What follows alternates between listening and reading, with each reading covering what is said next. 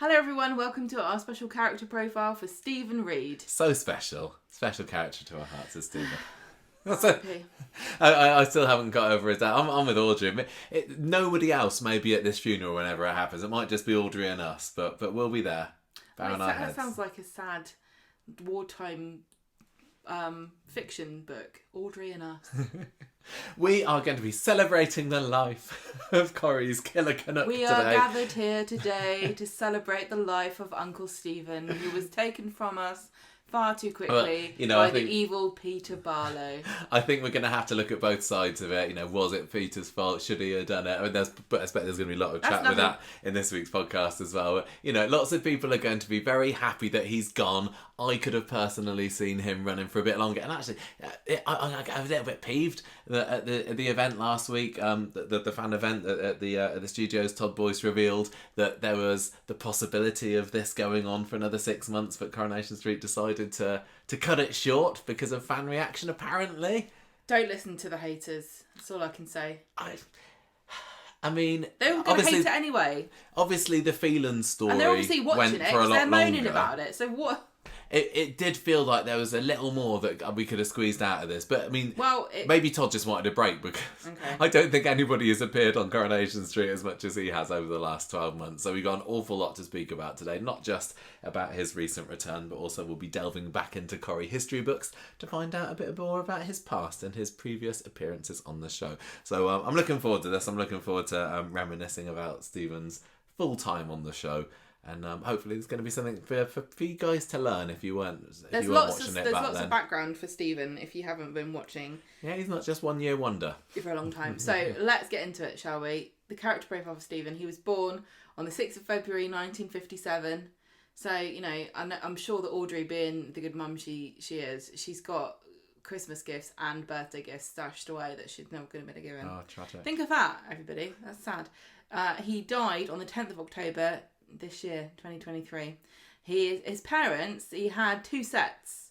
He had Audrey Roberts and Jeff Masters, who are his biological parents, and Joyce and Malcolm Reid, who are his adoptive parents. I want to know what the Reid family over in Canada are thinking about all this. Yeah. I don't know. I'm imagining they're probably not still alive, but they could be. Don't know anything about them. I'm not sure that... I can tell you a few things later on. We've got some notes to read out about them, but... Okay. I don't know if they're still alive. I wonder if they adopted any other children. Are they murderers as well? Is there something that Joyce and Malcolm did? Yeah, maybe they bred them to be bad. Maybe there's like a criminal gang of children in Canada running around. We do know that there is a Bashing people over their heads with office stationery. There is a real Stephen Reid who is Canadian and a criminal, so...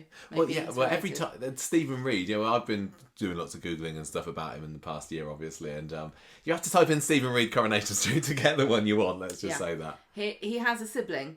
He does, doesn't he? Gail Rodwell, his half-sister, and he was married to Gabrielle Reid in 1999. Not quite sure when that went to pot, but it definitely did at some point. He first appeared on the 29th of January 1996, and so far his last appearance is the 13th of October.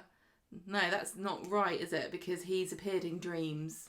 Well, yeah, I'm not counting that. 13th of October was when he, properly kicked the bucket. You said he died in the 10th of October 2023, but I think that was like in universe, that was when he died, because last week's episodes are all over 2 days. I'd rather he die... Well, we'll find out if we get to see his gravestone when his canonical death date is. And if it's not Friday the 13th of October, then what are we even doing? Do you think we'll actually get to see his funeral? I've not looked at any spoilers or anything. But I will say that we... one of the things we did last time we went to Manchester was visit the florists that they used for the exterior shots of Tracy's... Where she trained, I forgot who. Yeah, Maggie Redmond's shot. But they also do the real flowers for the show, and we started talking to them and asking them questions. And at one point, they really stopped talking to us because I think we mentioned funeral flowers, and they must literally have just done. Who's the last person that died? It was... I've lost track already. Paul's friend. Oh yeah, Shelley. So they definitely must have just done Shelley's flowers. Yeah. So maybe they know whether Stephen Reid gets a funeral. I don't know. It's going to be soon. It's probably in the papers for next week if it's going to happen. Probably. I'd quite like to see Audrey there on her own. Maybe Peter shows up at the back of the church with or his hands something. in his pockets. Yeah, looking a bit pensive. He appeared in 297 episodes. I think that maybe they're going for 300 because that's why they're doing the flashbacks in there. Yeah. Would you call it a flashback or a ghost? He's not a ghost. Jeff Metcalf is a ghost. Yeah, maybe they can hang out together as a Halloween special in a couple of weeks, though. I love that. That'd be so funny. I can't remember when the last time was that. That Jeff appeared. Has he shown his face this year or was it last year? I don't know, but I think getting those two together. We've even had Justin Rutherford turn up. Oh yeah, Justin Rutherford did turn up this week in the show, didn't they? But he's not dead. He's not dead. He's just in prison. Stephen Reid was played. Not Justin Rutherford. By Todd Boyce. Yeah. So let's have a look at Todd first. So. Todd Boyce the actor. Todd Boyce the actor, who is not Canadian. He's an international man of mystery, isn't he? Because nobody he's really been knows all over the place. Nobody really knows where he's from. No, except everybody knows he's not from Canada. He's from everywhere and nowhere, all at once. He's an international man of mystery. So he was actually born in America. Oh no, he wasn't. Yes, in Columbus, Ohio. That's America, isn't it? He had an American dad and an English mum. Columbus, Ohio, eh? Yeah. So they moved to Germany and Brazil when he was younger, and they ended up settling in Sydney. I bet they did those separately, though. You make it sound like they moved simultaneously to Germany and Brazil. No. His parents were like, going, this commute... They were travelling all over the place. This commute's killing me. I think we've got to quit our jobs in Brazil. Australia is where he ended up growing up, though, and he watched Coronation Street when it was on there, because we know Corrie is big in Australia as well, so he's been speaking. He's obviously done lots of interviews recently, and one of the things he was saying was, it's like I've stepped inside my TV when I was cast as Stephen Reid. So he watched the show, he knew it. He trained as an actor at Australia's National Institute of Dramatic Arts in Sydney, and his TV debut was in another soap opera called The Restless Years, which is an Australian soap opera, maybe not as famous as Home and Away or Neighbours, but I like how he's always had soap in his veins. Although if that happens to you, you might want to get yourself checked out of the hospital because... Phone up the Guinness Book of World Records, you might be in for a certificate. Soap in your veins, that's what Donald Trump thinks fixed COVID, isn't it? Don't even go there.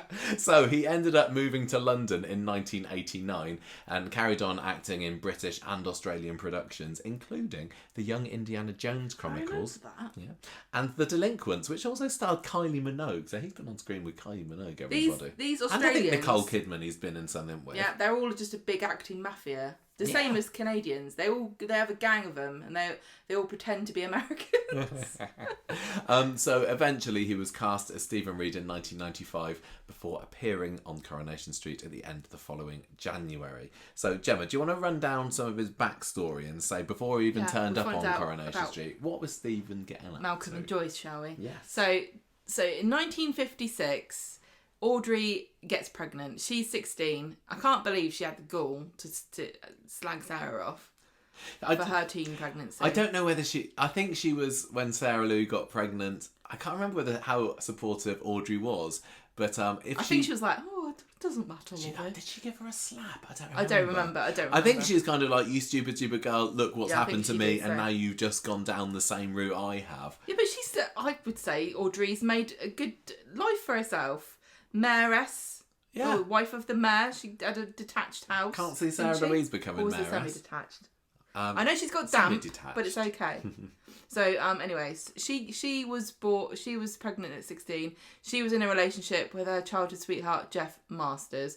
And then in 1957, Stephen was born, and Audrey gets forced by her dad to give him away to their neighbours, Malcolm and Joyce Reid. Shameful teen pregnancy. So she plans to get him back by getting, you've written another man pregnant, which I think would be cool, but and equality. Notes that know what I mean. She wants to get pregnant again. Yeah. And then From another man. Marry this man, and then have a stable family, and then get Stephen. So she gets Ted Page, who, that doesn't work out, but we'll talk. That's a story. There's more to come about Ted later. Yeah. She settles for him. It's Norman's best friend.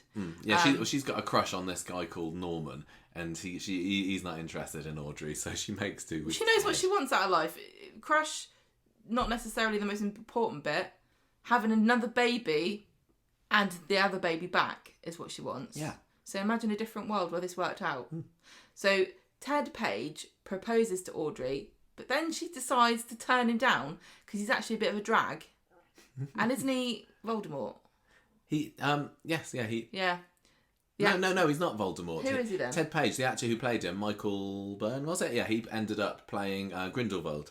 Grindelwald, you don't want him either. Not in the Fantastic Beasts film, in the actual Harry Potter film. Yeah, but I'm sure he didn't look quite like him in 1957. I don't know, but her plan goes to pot.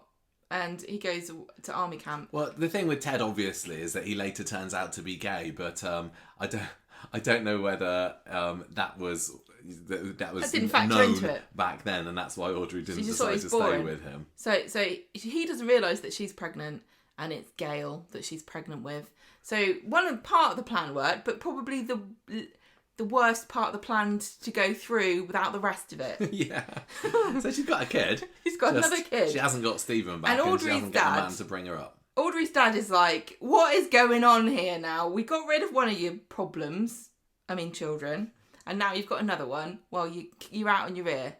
Because she decides she wants to keep it. The lovely baby, Gail. Lovely Gail. So, in the late 50s and early 60s, Gail and Stephen, as children, regularly play with each other. Yeah, because they're the Reids. The Reids' house. Yeah, the Reids aren't in Canada at this point. They're just, they live in the vicinity. There's quite a few years where they're young kids together, not knowing that they're related to one another, because, I don't know when Gail was born, but... 57. 57. Oh, no, so Stephen was 57, yeah, exactly. So Gail must have been 58, 59. I can't remember. And then, in 1962, that's when the Reids moved to Canada. So there was that year, 3 or 4 years where they were... Little did they know. Oh. So, Stephen goes to Canada with his adoptive mum and dad. And does he know that he's adopted? I'm not sure. Probably. Well, in Canada, he goes to college in Toronto. And he plays guitar and he sings in a band. Can you imagine that? I can't imagine any of this. What kind of music do you think? Stephen Reid, as he is now, the kind of uptight businessman, schemer, murderer, very money oriented and everything. He's playing guitar, singing in a band. Can't believe Why it. didn't we see any of this on his return? He could have smashed someone over the head with a guitar or something. Yeah. He was in a minor league ice hockey team over in Toronto as well. Apparently he wanted to be a figure skater. All of this he told Alma, and I think it was maybe on his first appearance. Oh no, sorry, he wasn't telling Alma, he was telling Gail on his first appearance. And it's like, obviously back then when he first came into it, they didn't have a plan of what sort of person Stephen was going to eventually end up being. And it's like, Canadian, he's been growing up in Canada, what should we have him do? Ice hockey? Yeah, whatever. Yeah, the Canadians, Alanis Morissette, playing a guitar. Yeah. Absolutely. He's not going to still be in the programme in 30 years' time. We can say whatever we like about him. Well, 1975 was probably around the time he was going to uni. Mm-hmm. So I just quickly looked up what the biggest bands were around that time, internationally. I'm not really sure, but Pink Floyd, Queen. What an inspiration! Fleetwood Mac, Led Zeppelin. Do you think he fancied himself as an Elton John kind of guy? Maybe. Don't know. He says. I just really like to imagine he liked his sport. When he was in his bedroom in Canada all those years ago with his hands, resting on his pillow, thinking, I want to be like this guy when I grow up. What was he listening to? I think he was more into the sport. I just can't see any of this with him now. He was telling Gail he wanted to be a figure skater, but he couldn't find a partner, which is pretty sad. But anyway, that is tragic. Gave it all up for business. So in 1988, he gets involved in a serious car crash and Audrey has to go back to Canada to see him. And then when she returns to Weatherfield, this is when Gail finds out for the first time that she's got this half-brother that she never knew she had. And Audrey said, I didn't tell you because I didn't want you to think I was a slag. And Gail's like, understandable, Mum, you great big harlot. So I love this. This is a great bit of backstory for a character. I don't know how often it is that characters get this much development, but I suppose it is because Audrey had been in the show by this point, 10, 15 years or so, and this revelation about having a secret kid, I suppose it's a bit like Mary. Who else had secret kids in Coronation Street? I can't remember. Well, I remember at one point I thought that Claudia was going to reveal that she had a child when she was younger, because she said she got in trouble, which is the colloquialism that was often used. Because the thing is about it is that unmarried mothers, especially in the 60s and around that time, were treated very badly, and I'm surprised she didn't get chucked into an asylum. Does it like tell us anything about what Audrey was like back then, or is that's just the way things were? No, it doesn't.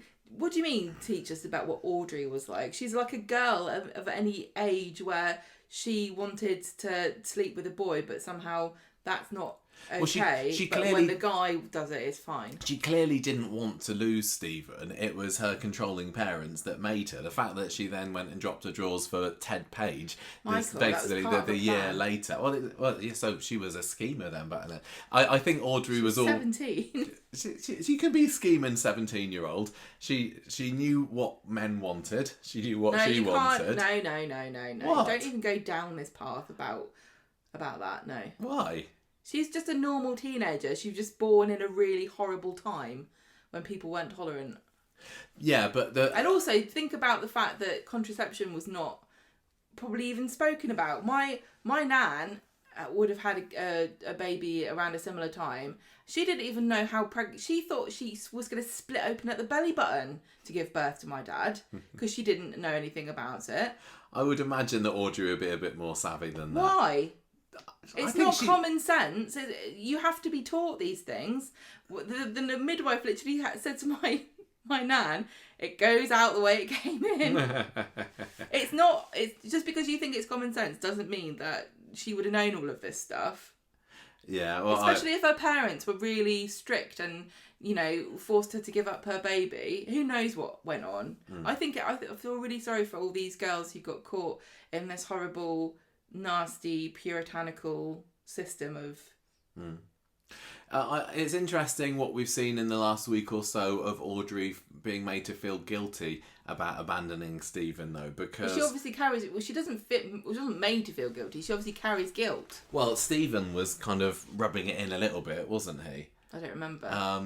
So he didn't do anything wrong. What do you mean? And now that he's dead, we haven't seen loads of Audrey this week since he got splattered, but she's definitely having regrets. He's been part of her life for probably about half of his life, because what is he? Early 60s maybe, and she's known him for 30 years now. But those kind of formative childhood years, it's so sad to think that you've missed so much of your kid's life, and when she tried to get him back by going out with Ted and getting pregnant again as well. Yeah. No, what are you going to say? There's nothing you can say. Okay, well, I won't. I must have seen the episodes, I imagine, when this was all coming out, but not for a very long time. In the late 80s, when Gail finds out about having a brother. So can I just check? Would this not have been the time that, as an audience on Coronation Street, we found out too? Yes. So what happened? Audrey just went away and came back and went, Gail, you've got a brother? Yeah, pretty much. So that was did we know that she'd gone? Yes, I think the audience were told that. I was having a look back on Corriepedia the other day, and I couldn't figure it out completely. But she went away, and she was trying to hide from other people where she went. But okay. Obviously Alf and Gail, and I think a little bit of mystery about what was going on there. I don't think it's uncommon, especially in soaps of this era, to have secret children. I mean, it makes more sense now for it to be a man who's got a secret child, because he may have conceived a child and not even known. Women don't really have that problem. They always know when they've had a baby.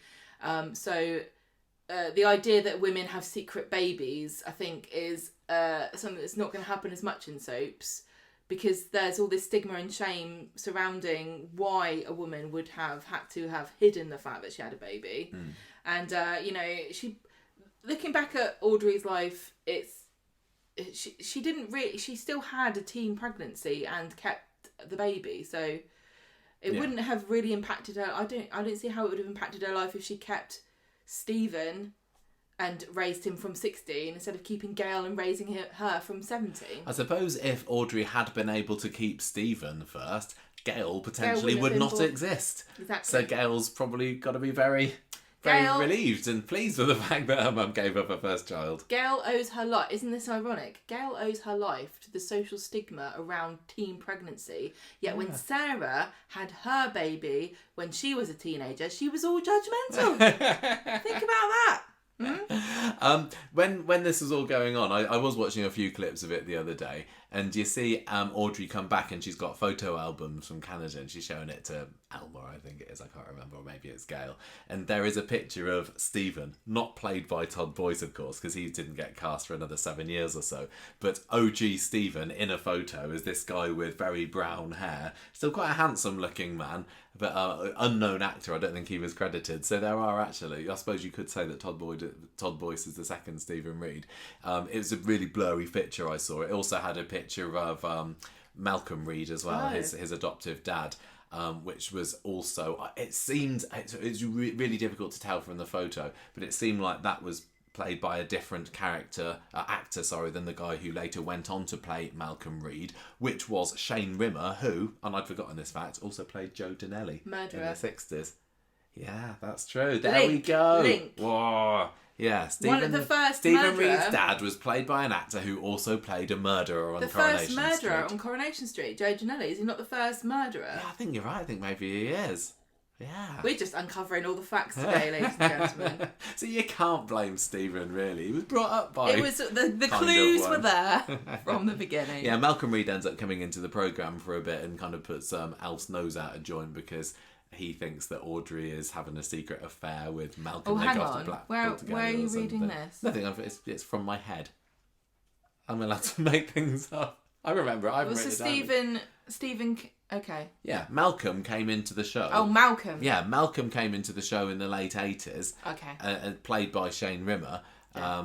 But yeah, and Alf got his nose put out of joint. So, I did feel sorry for him with all this because Alf, finding out that your wife, and I think they were married at this point, has got a secret child and this whole other history that you had no idea about, and suddenly there was somebody new in your life. That's gonna ruffle some feathers, especially with somebody the likes of Alf who just kind of wanted an easy life, didn't he? All right, I'm going to cancel the reveal. I was going to. No, I know what you mean. Yeah. Anyway, so that was all pre-Stephen Reid. So he had a huge history building up to him. I mean, we've... I mean, Audrey and Gail, the cast list was very small. And so they were significant characters, and he's brought in as a link between these two. And Canadian, no less. And Coronation Street has long had a history with all things Canadian, haven't they?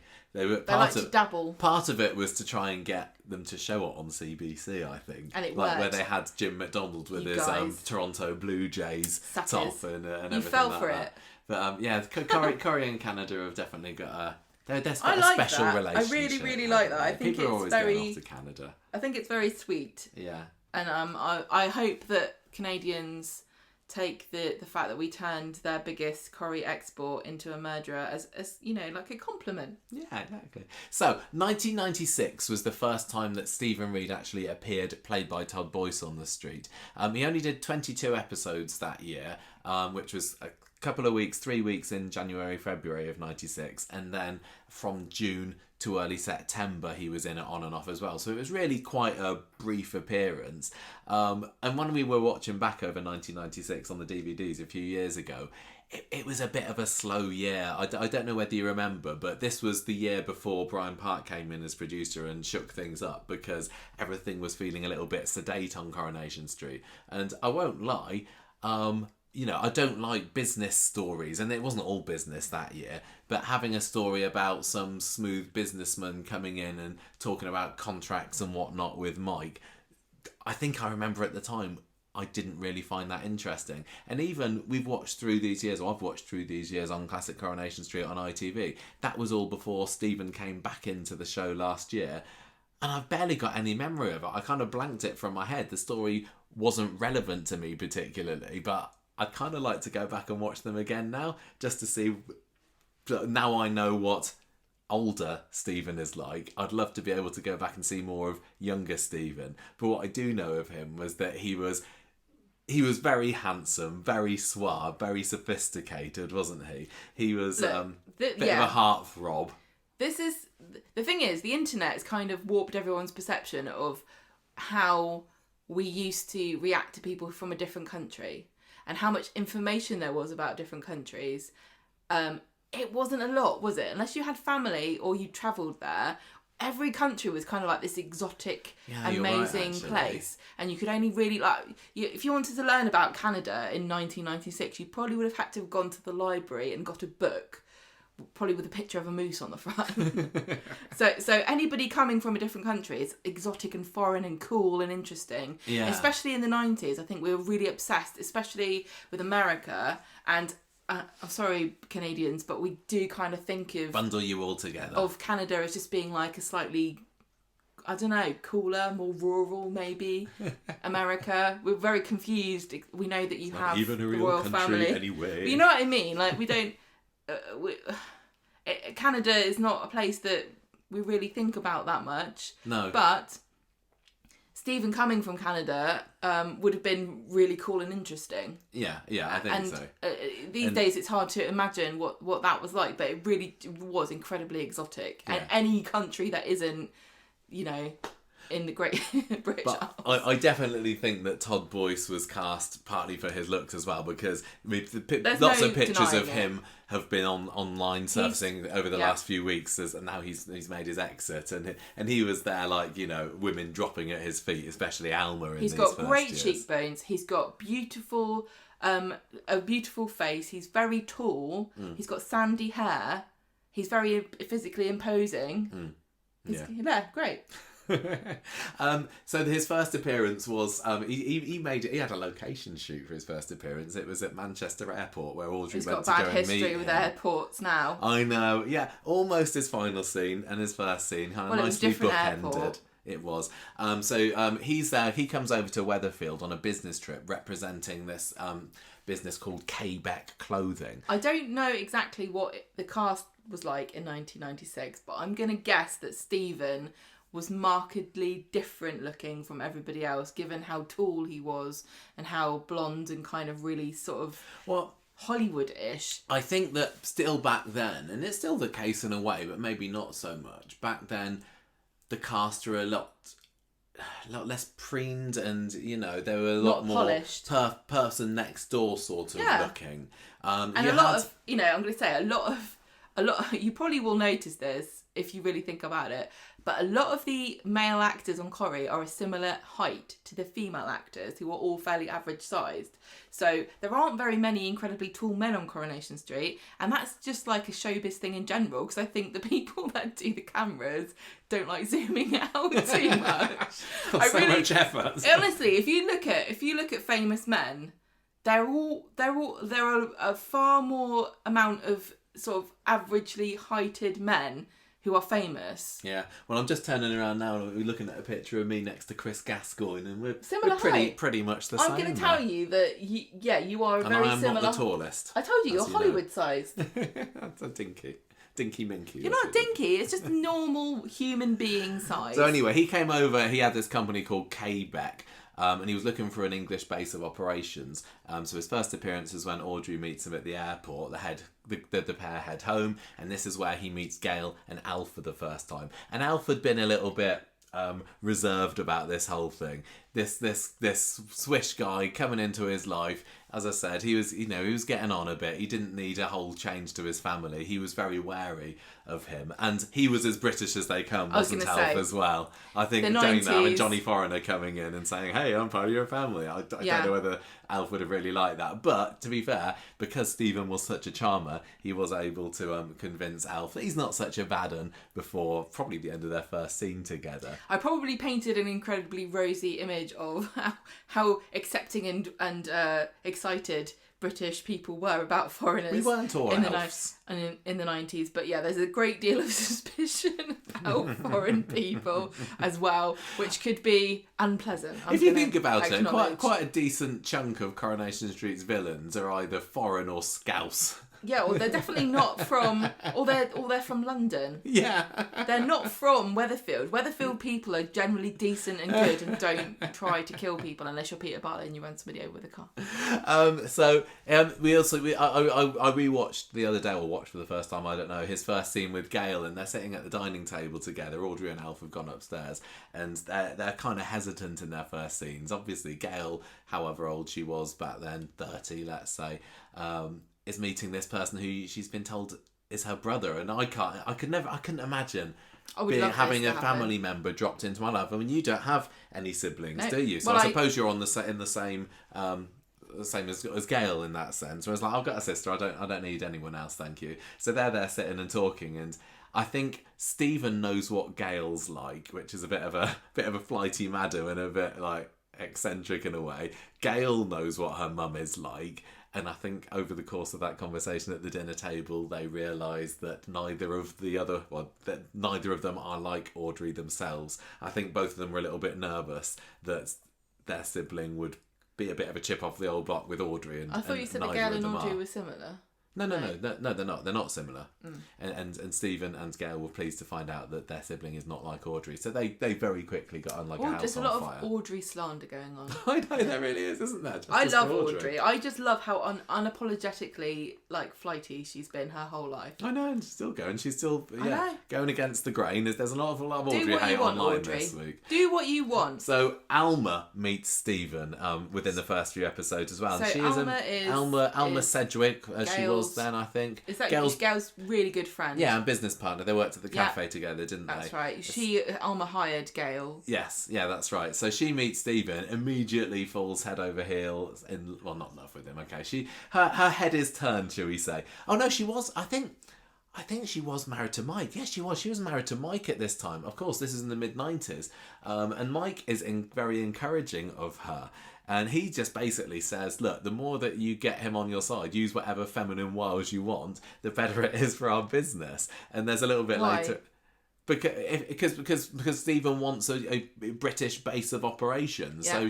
So Mike's like, yeah, you reel him in, love. So, yeah, I'm just trying to tease it from you. Thanks. Mike owns the factory that makes clothing. Yeah. And so the fact that I mean, it seems obvious, isn't it? I think Stephen comes in going, I've got a clothing company. If you know anyone who likes clothes. I think when Stephen came in, Mike didn't have a factory at that point. I think that was when he had the garage. Do you remember that Don Brennan he ended up selling to a ridiculous price? But he was obviously had a whole life in the rag trade, so having somebody who's coming in looking for a British person to do business with, Mike's eyes lit up. What I can do here. Yeah. Like that. So Mike's encouraging Alma to spend time with Stephen, and as they do, she really starts falling for him. And she could see him now. Yeah. So they're in heaven together now.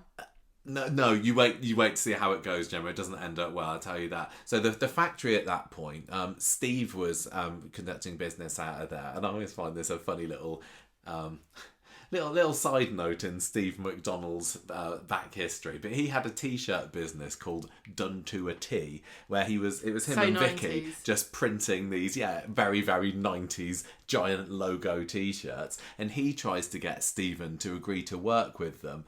But Stephen's associate, Carrie, who's come over from Canada with him, finds out that Steve's biggest ever order for Done to a T was only ever achieved by working with Mike. So she's like, well, why don't we just work with Mike then? So he gets the contract, and Stephen is pretty much left out in the cold. And I think Done to a T, folds within the next year or two. So Mike is now working with Stephen Reid. Alma, meanwhile, is busy making a pass at him in the hotel room, which he rebuffs. Oh. Leads him on, reels him in, shoves him away, and she scurries off. He should have done that when Elaine was chasing around him, shouldn't he? Imagine a parallel Where are his universe powers of dissuasion now? Where Alma and Stephen had a baby. What would that Is there any moment where there was a time that Alma was away from the show long enough to have had a baby secretly? I don't think there was. Because I'm still gunning for Stephen's secret child to appear on Coronation Street. There's no reason why we couldn't have one of Stephen's wild oats turn up. I don't to think claim it's gonna the Platt family fortune. I don't think it's going to happen. Why not? If I'm right. Listen, does Corrie, he know about this child? Because he hasn't left any money in the will. Do you need a new producer at any point? I will do it because I've got ideas. The fact that they put an end to this Stephen Reid story early, I don't think they're looking for anyone that's got plenty of ideas how to keep his legacy running. One of my main selling points as producer during my interview is that I don't care about ratings. I just did it for myself. You just want to watch something that you're going to enjoy. Exactly. You want to enjoy watching. I say, make it for yourself, and then the viewers come from that. Yeah. So is that not how it works? That was the first we saw of Stephen's first stint, telling Alma, "Go away. I don't fancy you. I just kind of like the attention." I think your collar's stupid. Yes, and he comes back later in the year to England to inspect the factory. So Mike's set up now. He's producing Quebec stuff. The problem is he's actually overproducing in order to sell the extras behind Quebec's back. So he's doing a little bit of counterfeiting, is Mike. So he's like, oh my god. Alma, meanwhile, is trying to just avoid Stephen after all, what happened the last time. Stephen just kind of chases down Alma and says, look, I just want to be friends. And Alma says, well, we don't have anything in common. This isn't going to work. I just fancy you. I'm going to have to fess up to Mike what happened before. I'm going to have to explain to him why I'm trying to dodge this guy that I was hanging around with an awful lot. Mike, on being told, sorry, husband, I made an affair at your business partner. No, I made a pass. I made a pass, at your business partner. Mike's reaction is just to laugh at her and say, it's just a middle-aged crush. How demeaning would that be? You've just kind of built yourself up to confess something that you had thought is, tantamount to cheating on your husband, and he just finds it hilarious because, of course he wouldn't be interested in you dowdy old thing. I know. So rude. So Alma is fuming that Mike doesn't care about this was just Mike and Alma all through and through, wasn't it? He didn't care about... Well, no, he did. But he had a very surface level kind of opinion of her as a person. Yeah. But that was the same with everybody. I don't think he was quite shallow, really, wasn't he? But he thought that obviously his way was best, and he so thought confident. that she was just the woman. Yeah, his confidence was exuded so much that it just meant that everybody else, clearly, you're not up to me. Yeah, and he's like, well, Stephen can't compete with me. I'm Mike Baldwin. Yeah, basically. So Stephen inspects the factory, finds the work is fairly shoddy there, so Mike has to push the girls to up the quality of the sweatshirt making, whatever it is they were doing. Supervisor. Stephen eventually passes. They go back to Canada. Passes back again kids, yeah. By the end of the year. Not that passes. Back again by the end of the year. So he's got 3 stints in 1996. It must have felt like, ooh, he's back again. So he offers to take the Platts to Canada this time. Why? So Why Gail not? And Martin and Sarah Louise and Nick and David. Right. But Gail's like, no, sorry. Nick here, your nephew, has just returned from running away. I don't know if you remember, Nick had a bit of a running away. No. This wasn't Leanne. I don't remember this. This was pre. I think this is Warren Jackson Nick, the original one. Don't shake your head. So anyway, he's just run away, and Gail's like, no. My son has just run away. He's not having a treat going to Canada. Sorry. But eventually Martin convinces Gail that they should go because maybe family bonding could do Nick good and stop him wanting to run away again. Well, imagine if he finds a whole new world of things to aspire to. Like he thought the world was just like Weatherfield all over the place and there was no way to hope or dream for anything greater. Then he goes to Canada and he came back looking like Adam Ricketts, so it definitely did him some good. He certainly found the gyms there. I could do ice hockey, I could maple syrup.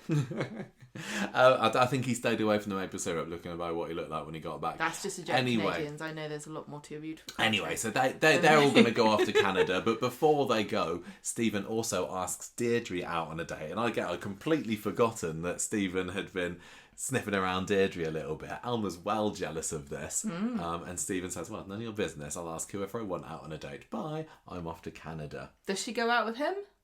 I think she might do when he comes back the next time. Of it, does it? Nothing comes of it, but that does kind of make me think, parallel universe, what if Stephen and Deirdre had a thing? Because this was post Samir, so she's mourning him still, but it's pre-John Lindsay. So, maybe if she'd have ended up making things serious with Stephen Reid, she'd have never got sent to prison. So this was after Mike and Ken, right?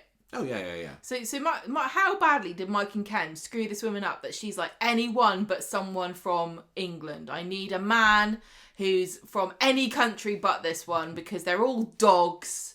I think it just showed the fact that she had the affair with Mike and she had her head turned by Stephen. She just, she likes a man of means.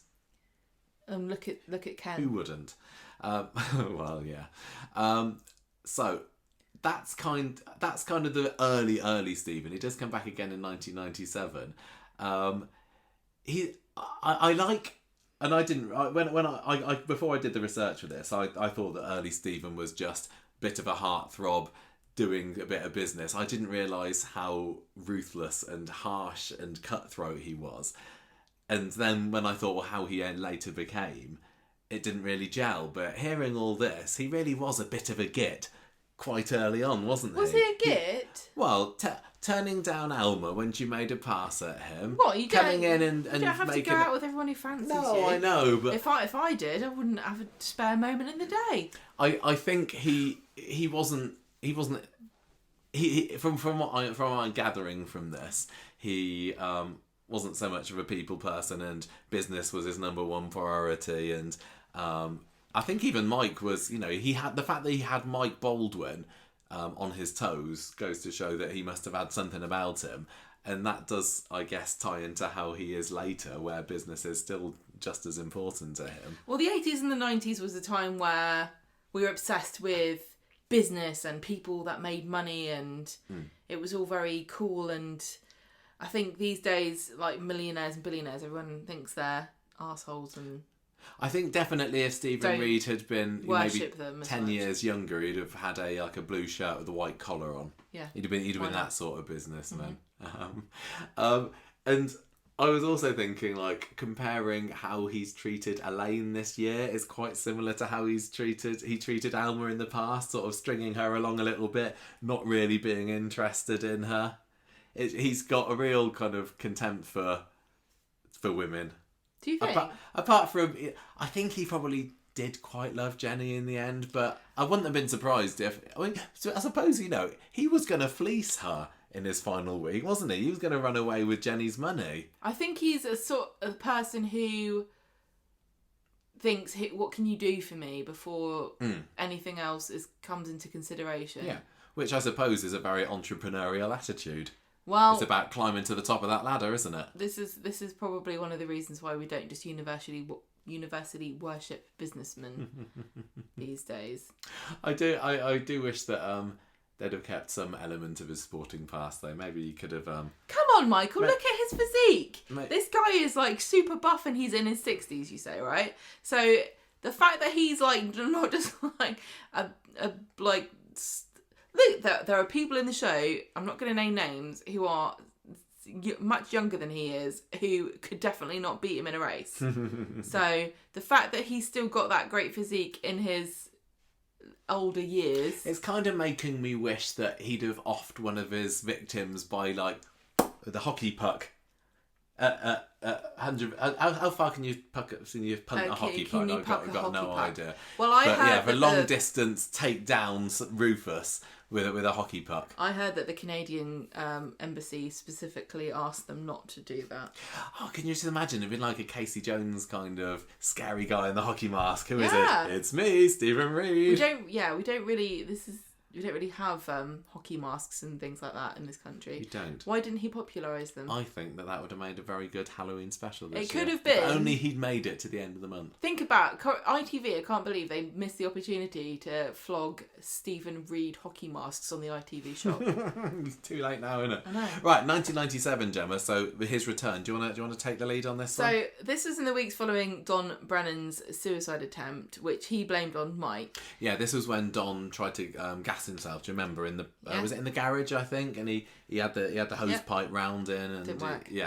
Don blames Mike for everything that's gone wrong in his life, basically. And then Stephen hears a nasty message that Don's left on Mike's answer phone. He's very surprised by this. Then a few days later, he cancels the Quebec contract with Mike, saying that he's going to damage the company's reputation. Yeah, by saying we feel responsible for this guy trying to take his own life. I don't think I want to be doing business. Well, not even that. It's like if you're being accused of something, you're going to bring everything into... It doesn't even matter if you did it later turns out that he was just trying to find an excuse, but we will get to that in a minute. Alma tries to beg him to change his mind, but he refuses, saying, I don't care what people think of you.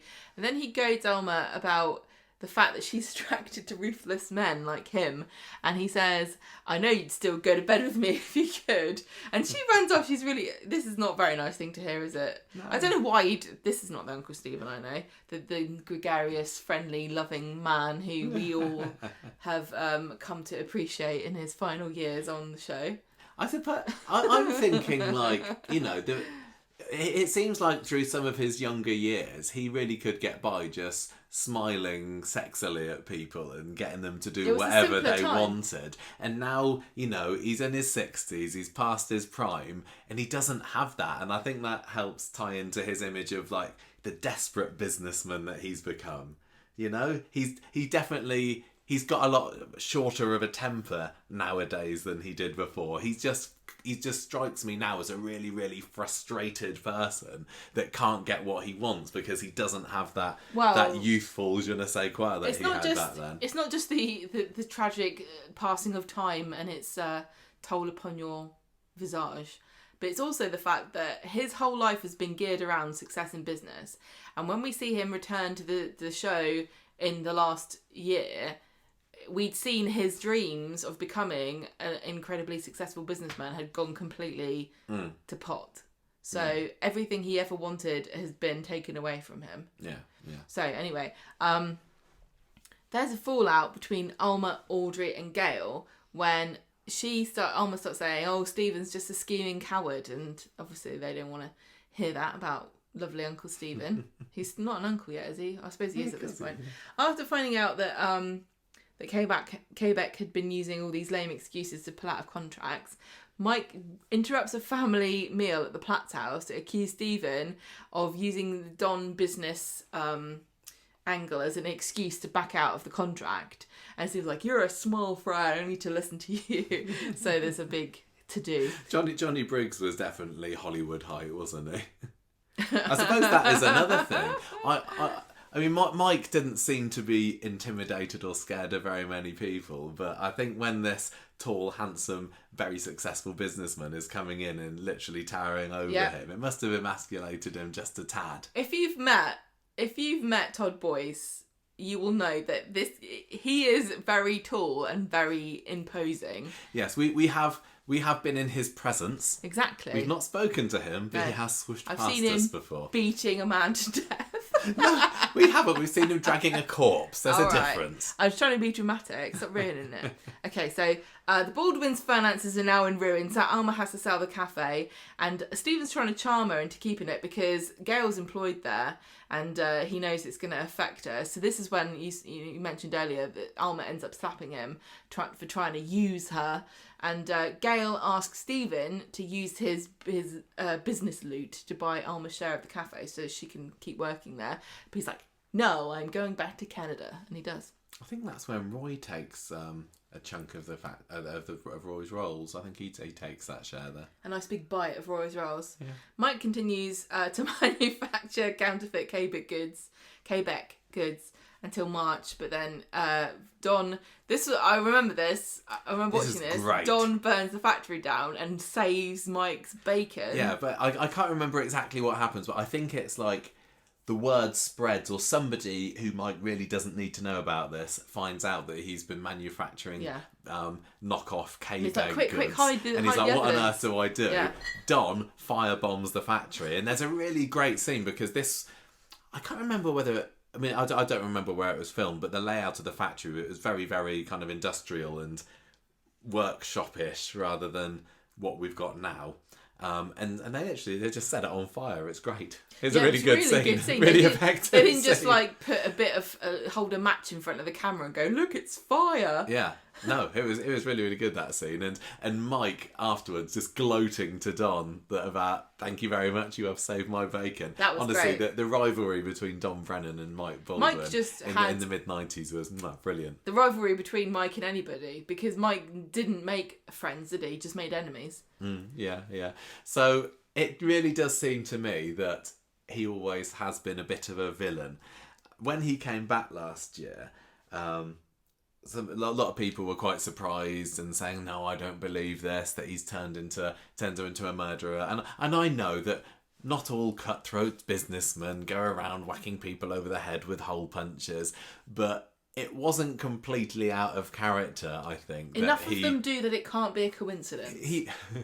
He was a real shark, so I say it fits. I say it works. I don't think it's beyond the realms of impossibility or, suspension of disbelief required too much. Maybe it's the fact that, Coronation Street, a bunch of creative hippies, or maybe it's the anti-capitalists in them, or I don't know what it is, but Coronation Street hates businessmen. There haven't been very many. Name an entrepreneur on Coronation Street who's actually used their powers of money for good. I really can't think of one. I mean, who are the other entrepreneurs? You got Dev, you got Steve. Yeah, but all these people are kind of ruthless, or they have been. Well, what about Roy? Roy, I wouldn't count him as a businessman. I think there's definitely a difference in fiction. He's in the service between somebody industry. that owns a business that they work at, or somebody who is a business person as like a category of, so even Carla, when she came in, was very ruthless and no nonsense. They're all cut from the same cloth on Coronation Street. Don't you think? Oh, yeah. I don't know if it's the working class background of the show where there's a certain level of suspicion against middle class people. But definitely, business. If you're a business person, especially if you're a man, you're up to no good normally on Coronation Street. Pretty much. And I think that Stephen Reid is just the latest one. I mean, if you even think about Pat Phelan, he owned his own business at the beginning of the show, and he was involved in shady dealings because he declared himself bankrupt so he wouldn't have to pay Gary back, and then put all the business in his wife's name, and he's living in that giant mansion. I think it's very easy to make a villain out of a businessman, because everyone's kind of... It's what? It's othering, because many people don't really, connect to the wealthy. Yeah. Unless you're wealthy yourself. It's kind of like the Ebenezer Scrooge kind of figure of I'm here with my piles of money, and even lots of wealthy people, especially if you don't make your money in business, don't kind of associate themselves with that kind of figure, do they? No.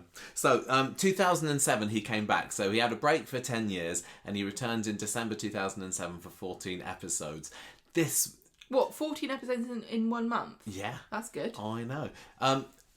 Wasn't much of a story here, whereas the mid-90s Stephen, he was definitely involved in plot developments, and it's like, it's the Stephen story. This was more like he came in to facilitate goings on at the Platt's house. So he shows up one day in December and says, listen, I'm thinking of expanding my business into Milan. I could do with, and I'm looking for people to help me there. David, who, now this is 4 years post Hillman, is going through his real teenage tearaway stage. He hates his family, he wants to kill his mum, and he says, Uncle Stephen, I don't feel like I belong here. We get on, hate my family. Can I come and work with you? So Stephen says, 3-month job in Milan, come and help me set up the factory. Brilliant, says David. So Stephen says, yes, you are a narrow-minded teenage boy with no language skills or experience of living outside of even the very small geographical vicinity that you were born in, you're the perfect person I would need to set up a factory in a foreign country. I just think... in a trade that you know nothing about. He lives next to a factory, so maybe he thinks that he's just sucked in some of that business acumen. This isn't just nepotism, Michael. Well, maybe it is, because Stephen is possibly still feeling, I don't have much of a connection with my family. I've seen them once for a little bit. I mean, he is the sort of character that every now and then the Platts would mention, like, I've been on the phone to Stephen, or Stephen's, I've been over to see Stephen. It's the odd Stephen shout can't out come here, to the funeral. But Stephen at this point is still, I know that the Platts are my family, but I don't. I want to get closer to them, I suppose. What are the Reids up to? Somebody's going to tell us. They probably have been killed off by this point. I don't know. But anyway, so Stephen says, David, come over to Milan with me. Sarah is mega jealous of this. She's like, I like clothes more than David does. There's that. There's also the fact that David has been the most horrific teenager up to this point, and she says, look, you don't want him, you don't want David. Well, she knows David Platt. She knows what he's like. He's disruptive.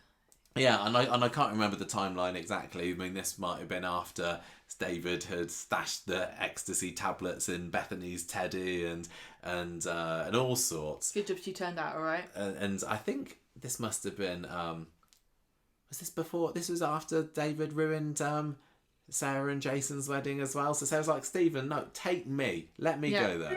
So, sorry, that was a very loud ding. Yeah. So Sarah, she gets a bit sneaky herself and plants ecstasy tablets in David's drawer at the salon.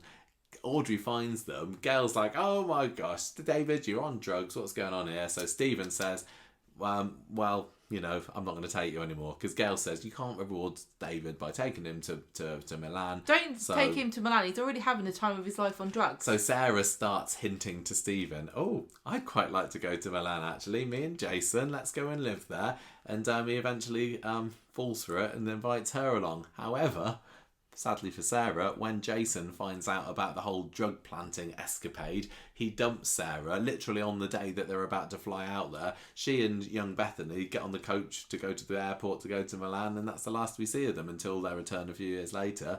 And Jason's left in Weatherfield on his own. I was going to say, I can't imagine Jason making a life for himself in a foreign country, but he's gone to Thailand. He has gone to Thailand. And I bet he still doesn't know a word of it, how to speak the language.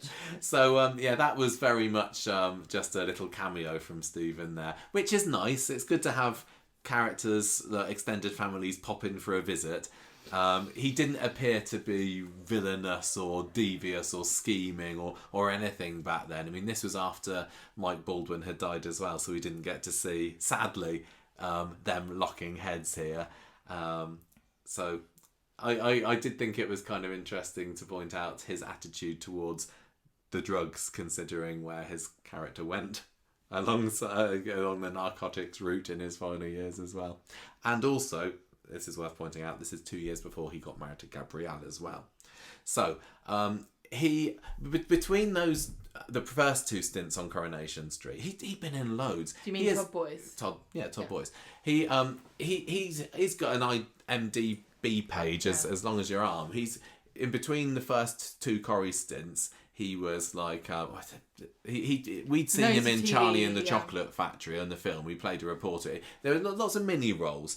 He was in the bill for a one-off. I must have recognised him there, but there's far too much to mention. And then after this one, after the 2007 appearance, other things that we saw him in included Kick-Ass 2.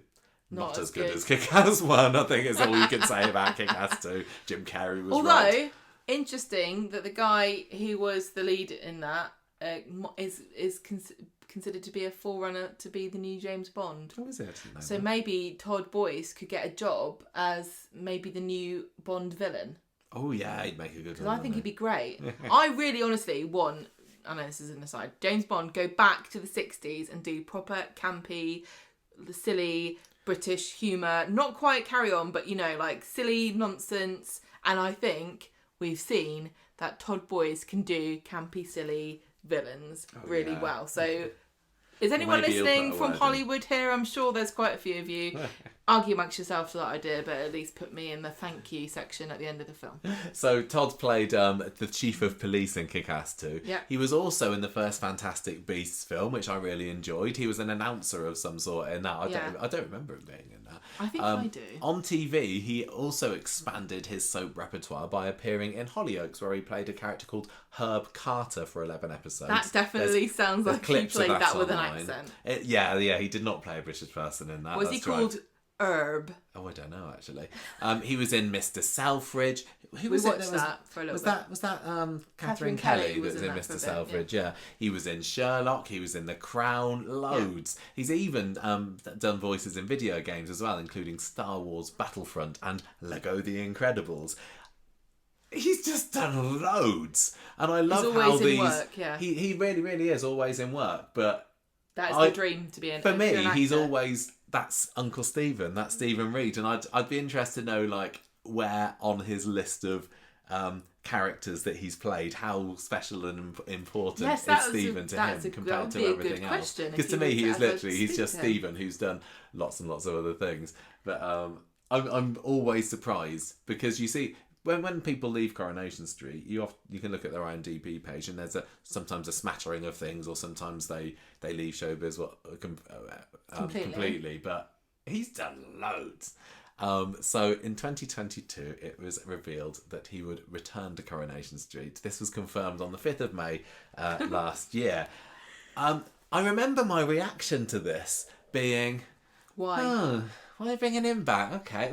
It's always good to have old characters back, but this was announced at the same time as Martin Hancock coming back playing Spider, and I can't remember what the name of the actress who plays Wendy Papadopoulos is, or Wendy Crozier, but they were all within weeks of each other. Characters, and of the three, Spider definitely felt like he had the most potential. Yeah, I was dead excited for Spider's return.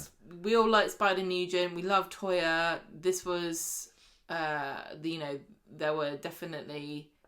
It was kind of obvious where Imran was going at that point to some people, and so we were more excited about that return. But and also Wendy is like, well, from the ultimate Corrie love triangle. No, I suppose that's not the old. That's Ken, Deirdre, and Mike. But the other woman, flaming Wendy Crozier, have the potential for more scenes with Ken. Brilliant. But Stephen was back, definitely the least promising return of those, but he turned out to be what a turnaround. A dark horse for sure. Yeah, I mean, I did enjoy a lot of Spider's return story, and actually Wendy's was okay as well. But I'm not gonna say they didn't kill anyone. I'm not gonna say they held up to the epic Stephen Reid story that we got. Had his chance.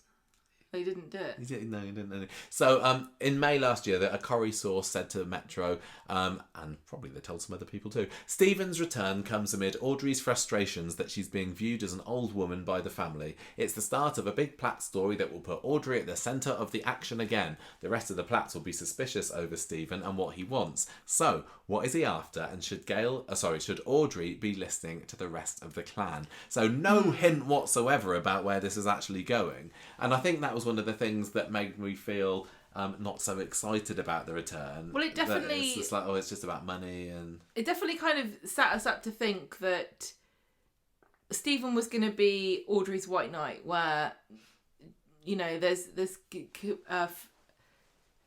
familiarity breeds contempt, and I think that that it felt like we were being told the Platts, they're taking Audrey for granted. They think she's a silly old cow. They don't care about her anymore. And then Stephen comes in and teaches everyone the meaning of Christmas, and they all learn to get along and appreciate. Yeah, I mean, honestly, I was expecting Stephen to be gone by Christmas. Yeah. I thought that it would be all about Platt family drama. Yeah. Interpersonal relationships. Yeah. And maybe he's saying, you've had all this time with Mom and you haven't ever appreciated her for who she is, that kind of thing. But and that did play a part of it at the beginning, at least. But clearly they must have known all along where this is actually heading. So it was a nice bit of luring us into I don't know. I haven't thinking it was going one way. I haven't seen anything with Todd Boyd since he left the show, so I don't know if this has been spoken about. But I really would love to know how much they told him Like when they brought him back, did they say, look, you're never going to come back to Corrie again, but would you like to go out with a bang? I think that they did tell him. I think I've seen somewhere that he knew. Right, so this was the 5th of May last year, and so it was around August when we actually got to see him, me and Michael, we got to see the filming of the scene where he's dragging Leo's body into the van. So we knew then that was going to happen, but it wasn't aired until the end of September. So Stephen's villainous side wasn't revealed until a few months in, but he wasn't really, if he was announced as a return on the 5th of May, and then by September he's killing someone. Yeah, and I think I was enjoying well enough his story up until then. It wasn't setting the world alight, to be honest. I mean, there's still the stuff with Audrey that happened over like the summer of last year with her suicide attempt. And... It was all very low scale, like... The Platts have always seemed, in recent years, to have had stories where they're stealing money from one another. Yeah, basically. And that's fine, but it's really the drama that it causes between the characters that's interesting, not so much the stealing of the money stuff, because I find that kind of boring, because the trouble is, in Coronation Street, they just manifest money when they need it. So suddenly, one day they wanted to make a story where Sarah and David fall out, next year maybe David's just going to win money off a scratch card or find it in a drain, or an old lady that he cuts the hair of will leave him money in a will, and then Sarah and David will fight over this money that didn't exist 2 months ago and won't exist 2 months from now. That kind of thing really is uninteresting to me, but the interpersonal stuff between the Platts is very interesting because they're such a great family. Yeah, and I did find Stephen coming in feeling that he wanted to make up to his mum, and he wanted to make up for lost time, and I found that pretty interesting. But yeah, up until the murder reveal, I was just kind of ho-humming about the whole thing. Do you want to have a rundown of the 2022 story? So Audrey wasn't having the best of times, was she? Because there was the stuff about the cataracts, and she's feeling kind of pushed out. She'd had her money stolen off of her.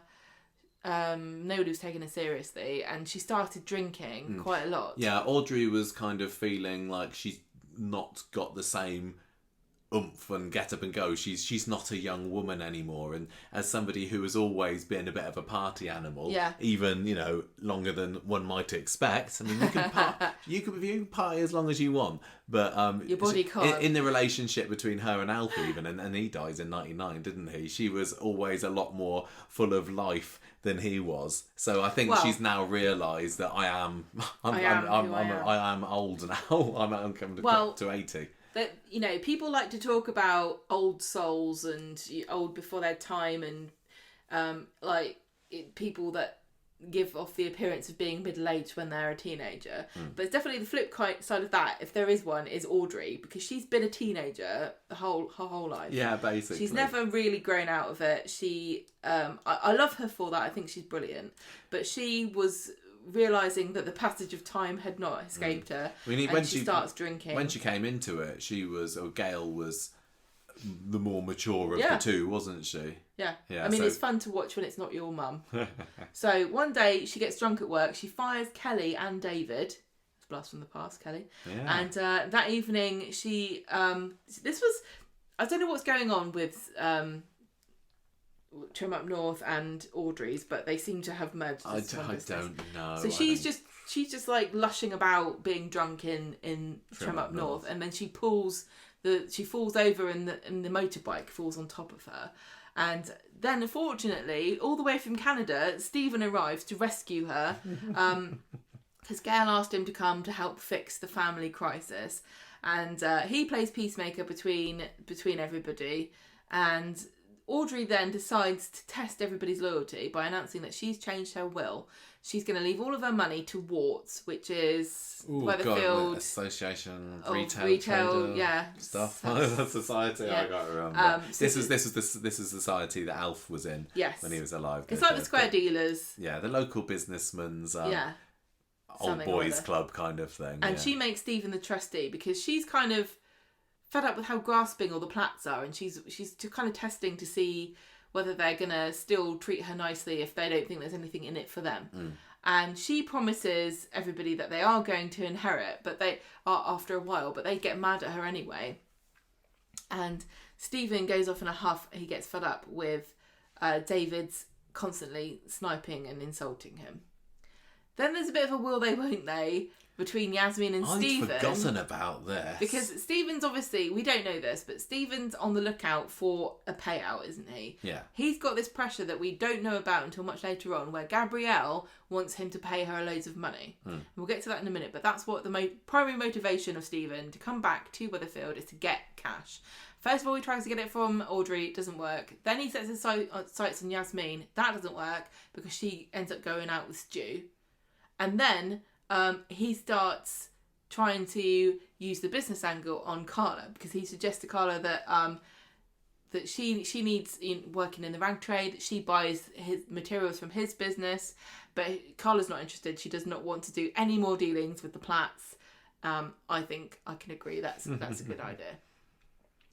Then we see the angry side of Stephen, and this was like properly frightening actually, because he's got his Jag and Kevin's supposed to have fixed it, and then it breaks down and he just freaks out and starts beating the car, doesn't he? And really screaming. And this was, I think at the time you're supposed to think, oh, this is just a manifestation of how frustrated that he is in general with his lot in life. But actually, no, it's supposed to demonstrate that he gets violent and he lashes out when things don't go his way. Yeah, there were a few early scenes to show that he's not quite got control of his temper. I can't remember when exactly it was, but the classic was him around the back of the factory swinging the bins around, taking his frustrations off whatever it was. Yeah. But yeah, like I said earlier, he's completely lost it. He used to be able to just schmooze into any room, be the centre of attention, get whatever he wants, have all the women falling at his feet, and now he's just fallen on really, really desperate times,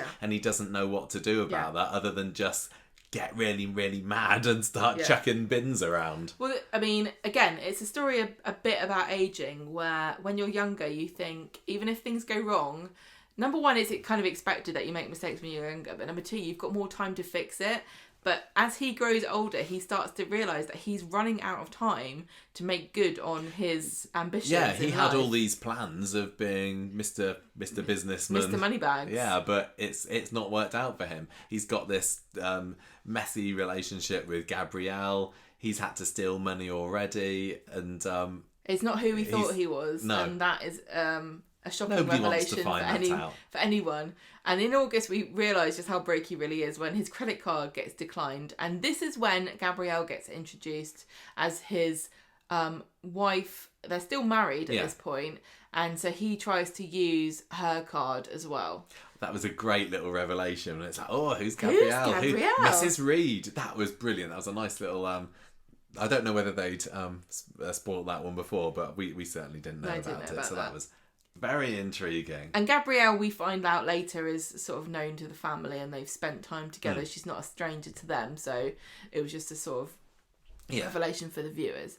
So he's sort of hedging his bets, trying to have as many plans as possible to try to get money. So he's nagging Audrey to sign this form to make him the trustee of her estate so that he can basically steal all of her money. And he's also trying to get his foot in the door at Underworld, but he only manages to get in there when the shareholders, and this is the 50 centers, force Carla to take him on as a consultant, because he's very good at pretending on the surface to be competent and businessy, but once you sort of speak to him for more than a week, it becomes apparent that he doesn't know what he's doing and doesn't have anything to back him up. I think he's got some business know-how. He does. Okay.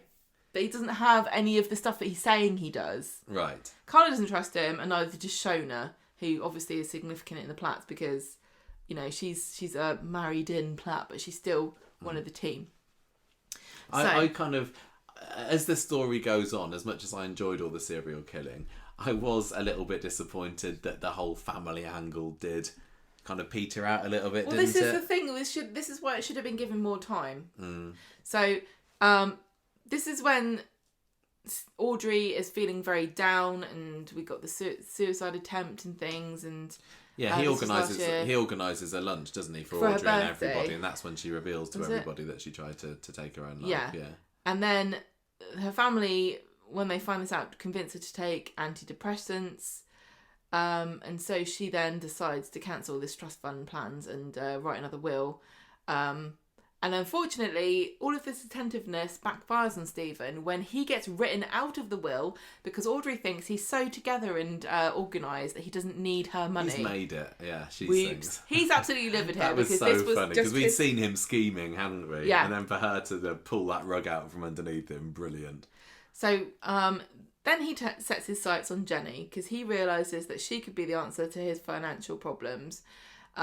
She's got quite a lot of money coming to her, and and Johnny's gone. Yeah, exactly. Local business owner. Yeah, so he kisses her in the back room, but unfortunately she's already going out with Leo, and she gets proposed to by him. She accepts, and they plan to move to Canada.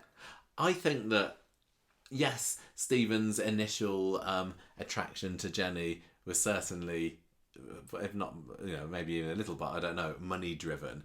But I think out of everybody that we saw him hanging around with and attracted to, it felt like his love or his affection for her was more genuine than anybody else, at least. Of all the characters that he's ever been linked to romantically, she's also the only one we've ever seen reciprocate in an honest way. Yeah. So it was kind of significant, and again, it was rushed because they ended the storyline before they really meant to. So we got it condensed into about a week where Jenny decided it's like she was sprayed with pheromones or something. It really was, wasn't it? Throughout the whole, for a huge chunk of 2023, I was thinking, when's the Stephen and Jenny angle going to come back again? And you got the odd look, didn't you, where he'd kind of make eyes at her at the bar and then nothing would happen. And I do feel that we were shortchanged a little on that relationship, because actually they did seem to suit each other quite well. Jenny's very good, or Sally Ann Matthews is very good at acting loved up with whoever they pair her with, whether it's him or whether it's Vinter or whether it's Richard to Hawley or whatever. She kind of reverts to a little giddy schoolgirl, doesn't she? Because in some ways you can look at Jenny and think that she kind of needs a father figure after losing her dad definitely. So young, and she went out with a few older men. Stephen is definitely her senior. Johnny was as well. Well, let's not reveal too many of the secrets of Jenny's romantic life, shall we? Okay. So, meanwhile, two genius business minds are forming the company the likes of which has never been seen. This is probably Coronation Street's most successful company of all time. I think genuinely, I'm not even joking. The Nipper Snapper, the brainchild of Sarah and Michael on Coronation Street, has had almost the only obstacles in its path have been really Stephen trying to ruin stuff. I don't know whether you can call it a brainchild, because which one of the two of them has the brain? Good question. The brain cell child, perhaps. If Michael's listening to this, he's thinking, brain, child, an excellent Nipper Snapper idea for a duo of T-shirts. One for the parent and one for the child. Honestly. This was... People say that the everything that went on with Stephen murdering left, right and centre and nobody figuring it out was a suspension of disbelief. But I say the biggest... one of those for this story was the fact that Nipper Snapper was such a massive success despite its absolute ho-hum idea. At the end of the day, these people all made 70 grand each out of this, and I'm going to say that's how much they made. Yeah, I think it was. And it was just the most feeble idea I've ever heard of, but it literally was Coronation Street's best business idea outside of, what are they, donkey T-shirts? Oh, yeah, the mule face. Mule face T-shirts. So...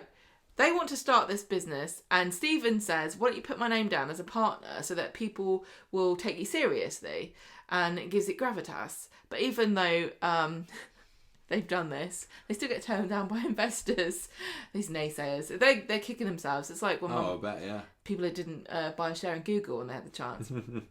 Gabrielle shows up, and this is when we find out that Stephen is in serious trouble. He owes her £200,000 that he's stolen from the company. And up until this point, we'd seen, I think we'd seen like a website. I think he's trying to make websites for people. There was a thing about the Underworld website, and you get to see his business website, and it's like a really gorgeous, luxury-looking brand, like Milan menswear. It's very high class, very couture, very cool looking, and you think, he's got it made, but there's obviously he needs the money, but why? And then we find out that it's because he's nicked money off of Gabrielle, and he tries to get the money by organising a valuation on Audrey's house, but it doesn't go to plan because Audrey comes back from a spa weekend and ends up seeing the valuer there. Yeah, I can't remember. Does he say to her, "Oh, it was just a mistake" or something? And she believes him because cock and bull story he comes up with anyway. This is the thing about I don't know if this is ever going to be examined really closely in Corrie, but clearly, even though she didn't get to raise him as for much of his childhood at all, Audrey sees Stephen as the golden child of the two of her kids, and so nothing he ever does is wrong, whereas everything Gail does is always wrong. Yeah, he's totally the golden boy. Like you said earlier about people from abroad being a bit special, he comes with that ready-made glean already, doesn't he? Exactly. And the fact that he is a self-made businessman, very successful. Yeah, Audrey is very proud of him. Exactly. So Leo notices Stephen's acting very weird, and he starts following him around and realises that this is all a facade. He's not even got anywhere to live. He's sleeping in his car. And when he announces this in the pub... when Leo does, yeah. Leo reveals it to embarrass Stephen. Stephen reveals that he kissed Jenny just before she accepted Leo's proposal of marriage. And this is when we get the bit where Leo punches Stephen and knocks him to the ground. Leo's already found out that Stephen organised the valuation of the house, and he overhears some whispers between Stephen and Gabrielle about the fact that they're trying to sell Audrey's house or get some money from that. So this is when we get the first murder.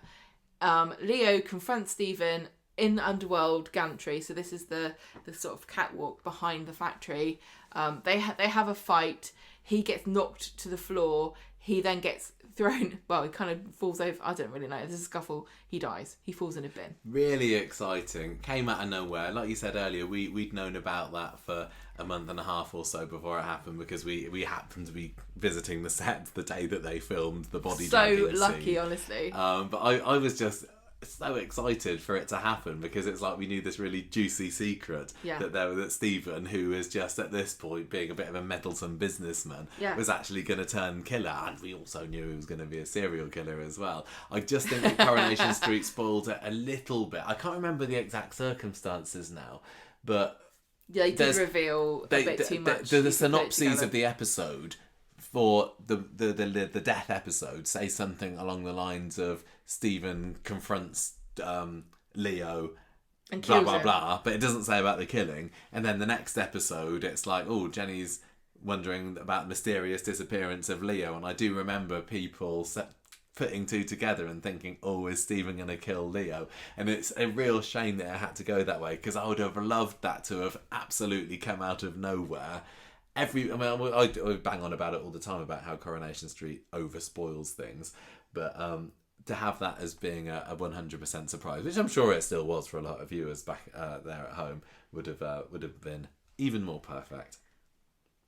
So anyway, victim number one. Well, yeah, Leo. We had no idea that this was going to turn to murder, because, like we just said, money squabbles and shady business dealings and theft are really 10 a penny on Coronation Street. Where there's a business on Coronation Street, there's somebody stealing money from it or owing somebody money out of it. So the fact that this turned to murder was not really, No, it wasn't expected. It was a big surprise. So it's a shame that they hinted a little bit too much about it before it happened. So Leo's body in the van gets buried. They didn't really do a brilliant job of showing where the burial was. I know that they filmed more than they showed, because we've spoken to the director, Matt. There's only so much you can show in an episode, I suppose. I can tell. I mean, it was fine for us because we watched it and we knew exactly what was going on. But in the months following it, I saw an awful lot of people on social media saying, "Where is Leo, by the way? I don't remember what happened to Leo. Did we ever see what happened to Leo's body?" And that kind of shows that they they got it a little bit wrong there, maybe, that people didn't know. No, I mean, I thought you can put it together, but sometimes this is the trouble about soaps, that you can get frustrated when they really spell things out, but I think some people do need it, don't they? Yeah. And also the other thing about it, that may be a bit unfair on people, because soaps thrive in this in the world of the unknown. So if you don't actually see it happen, it probably could be written that it didn't happen. Well, Andy Carver is a brilliant example of that. Yeah, absolutely. So he buries Leo's cases and his passport and Leo in the abandoned field that eventually becomes the next greatest place to build a house. Jenny is left to assume that Leo has gone to Canada without her. Her heart's broken. She's been abandoned again. Then Leo's dad, Teddy, who coincidentally is an old school friend of Jenny, shows up looking for him. And Stephen, who has still got Leo's phone, convinces him that he's gone off hiking in the Yukon, my favourite place to go hiking. In December. To sort of throw him off the scent. And he completely believes this. Then Gabrielle and Stephen collude together to finalise the equity release on Audrey's house. And I don't know if everybody knows what equity release is, but basically it just means if you've got to the stage in your life where you've paid off all your mortgage and you're going to stay in your house until you die, you can sell off a bit of the house or all of the house to another company that then owns the rights to your house. I think this is right. Correct me if I'm wrong. You can sell off the rights to your house, the ownership of your house, to somebody else. You get to live there until you die, but then when you die, the house gets passed on to somebody else. Yeah, this is what Richard Hillman was all involved with 20 years ago, wasn't it? Well, it's a good thing to do if you don't really need, you don't need the money, you're going to die, so what's the point of worrying about it? Spend the money while you're alive and or give it to your evil son without knowing that you've done it. But then Audrey says, I've got an idea. I've had an idea about equity release on my home, because this is when Sam is sad because his mum's dead. And so Audrey, who is his great-grandma, because Nick's found out he's got a secret son, Sam, she decides she wants to take him to see the Northern Lights. So he has to decide quickly what to do here. And he decides, hey mom, instead of getting the equity from your home, I'll just give you the money, which is obviously the money that he's stolen from her, but she doesn't know this. And then he decides to prevent her from going on this trip by giving her an overdose on her antidepressants. Yeah, there was a scene that he doesn't do it, but there was a really great scene where Audrey's there, and are we maybe led to wonder whether or not he's put the pill in her drink or not? That was really, really well done. Just mentioning Sam there made me think, how much did we get of Stephen and his great nephew Sam? I'm going to say not enough, and it may actually be none at all. I mean, they were in scenes together. They were all plats, weren't they? How much did they speak? I feel like there's a lot of untapped potential. I know. But with Sam probably being the plat who's got his head screwed on the most, it's a real shame. I've already spoken at length about how I would have liked Stephen to have not been killed off in his final episode, but to have Sam visiting Stephen in prison and trying to find out. I mean, we've seen it before. I suppose that's the only thing. It's so galling to know that they had plans in the future for Stephen. They still killed him off. I want to find out. Somebody needs to tell us what those plans are. Why didn't they just keep him around in prison and then, think to yourself... The thing is about... Right, okay, so I'm just going to quickly break from talking about Stephen here to ponder this question, which has been bothering me for a while. Everybody loves the Richard Hillman storyline, and it's remembered and considered to be one of Coronation Street's biggest, most impactful storylines. If we had social media at the time of Richard Hillman's Reign of Terror, would he have gone down as being universally popular, or would there have been a big contingent of people that were complaining about it even at the time? Because I'm going to say that would have been the case.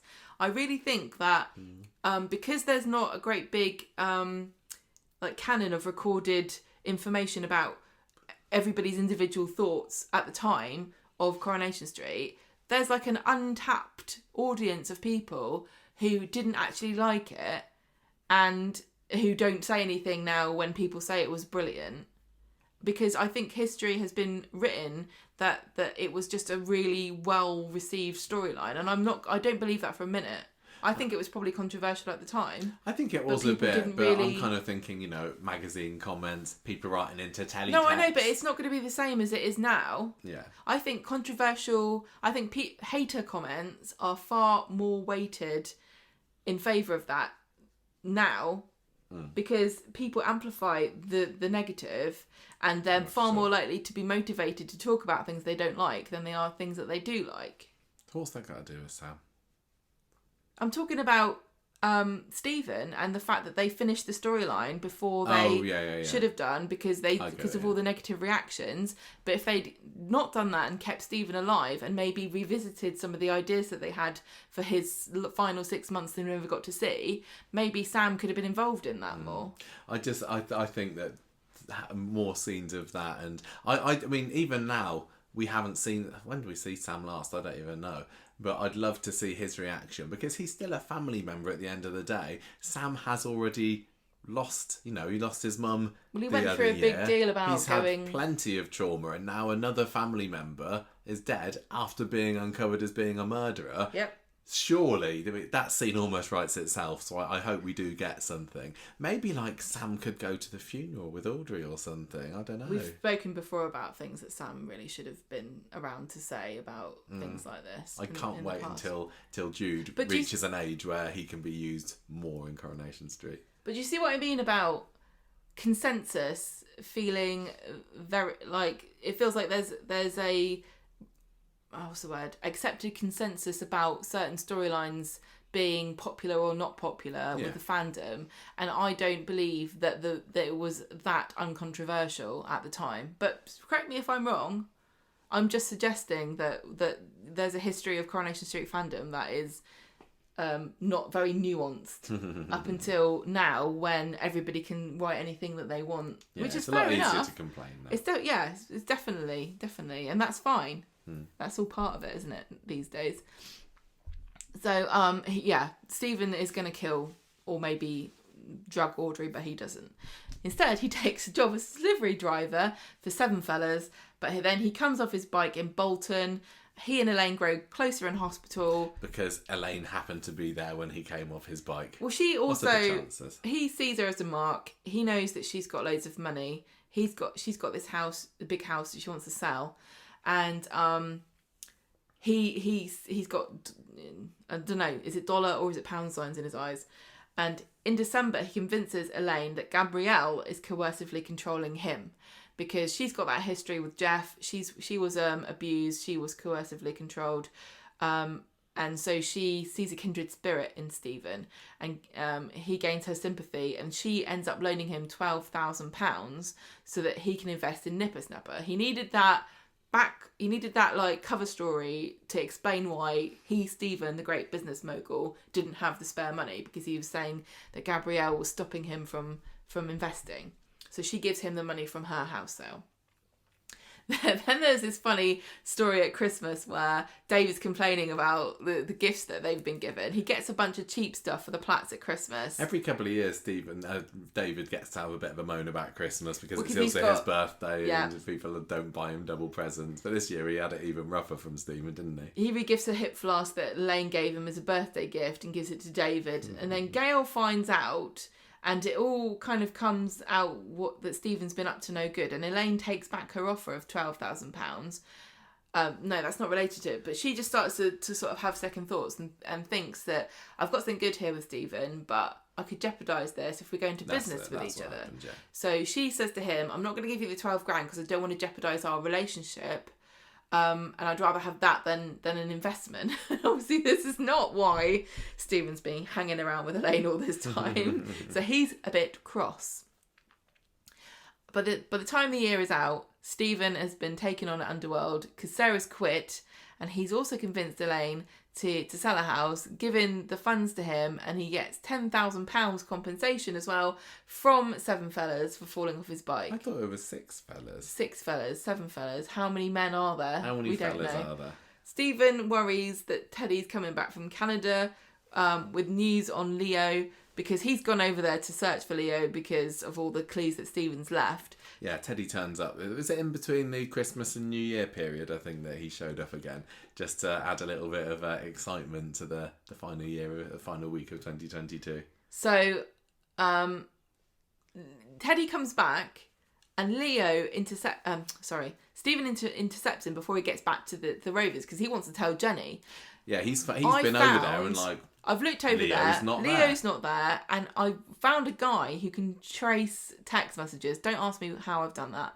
And it seems as though they're all originating from Weatherfield. So he's around here somewhere, and then he and Stephen get into this big argument. Did he think that? Or did Teddy he just starts more think, suspect him. I think somebody else has been sending these texts. I don't think it's Leo at all. It really starts to become apparent that Stephen's about to get rumbled when Teddy steps back into Rosamond Street and gets hit by a van that was definitely going to run into the kebab shop if it didn't hit him first. Stephen's like, hooray! Well, especially because he's taken to hospital, and it looked like Teddy was going to die there, didn't he? His prognosis is that he could well be brain dead for the rest of their life. But that doesn't last very long, does it? Because it's less than a week. Clock strikes 12 on New Year's Eve. Teddy wakes from his coma, and there's a nurse there going, "Do you know what? They always do this right at midnight, on the stroke of midnight. I think I'm just going to bring a clock in and change it so that it always sounds like it's midnight on New Year's Eve, just to see if I can wake any of these other people up." Bunch of lazy I think that was the last scene of... It's just eyes. Didn't he see... Oh yeah, it was stupid. Do you remember they had the little heart rate monitor in his eyes when he wakes up? Do you remember? Yes, I did not like that. Tell you what, these effects... I'm sure we let you know at the time we didn't like that as well. This is the one thing I'll say about this story has led to a deluge of dodgy, unnecessary CGI effects in Coronation Street. They never used to need it, and this story has had them in droves. If one of your bigger complaints about this story has been the use of effects, we can definitely agree, at least on that aspect, with you. Yeah. It's been very... The thing is, that's cheesy, but it's not camp. And I like the camp aspects of Stephen. I don't really know what the... I think the difference is, camp is like knowing... And cheesy is has no idea how naff it is, and is still trying to convince you that it's good. Does that make sense? Yeah, that makes sense. So we left 2022 knowing that we were in the middle of a killer story, although not necessarily confirmed a serial killer. Yeah. And it was definitely a lot different than we were expecting it when the announcement of his return was made in May. We were really into it, but there was an awful lot of people watching the show thinking, this isn't right, this isn't Coronation Street, this is no Richard Hillman or Pat Phelan. And even I struggled to really get into it at first, because even back then I hadn't fully embraced the comedy of the story. And I think it was early 2023 with the hole punch to the head. That's when Coronation Street was saying, look at this is funny, this is camp, just go with it. Yeah. And more people did come round to the idea, but back, when we're talking about here, late 2022, there was quite a bit of hate for this story online, unfortunately. I'd be really interested to know when they made the decision to cut out those final 6 months, and how much of what we got for the end was planned at this point, because the final weeks with Jenny, was that always going to happen? Was Stephen always going to be mown down in the pretty much exact spot that Leo is hit by the car? Teddy was hit by the car. Did they plan to build it and make it more and more ridiculous as the story went on? I don't know. To be clear, I think people that don't like Stephen are perfectly entitled to their opinion, and definitely allowed to say whatever they like about it. They're completely fine. But my problem is that in trying to please everybody, I think Coronation Street has, it goes, if you try to please everybody, you please nobody.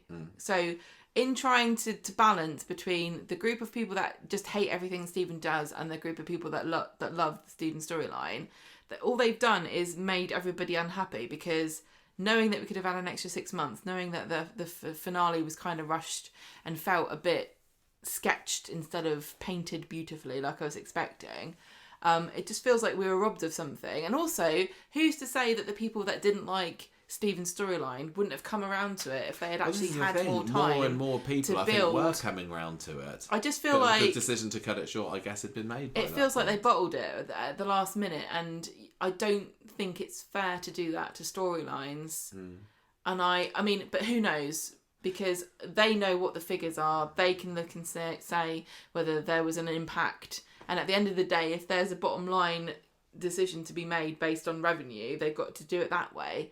But I just have this very unpleasant feeling in my mind that Stephen's storyline...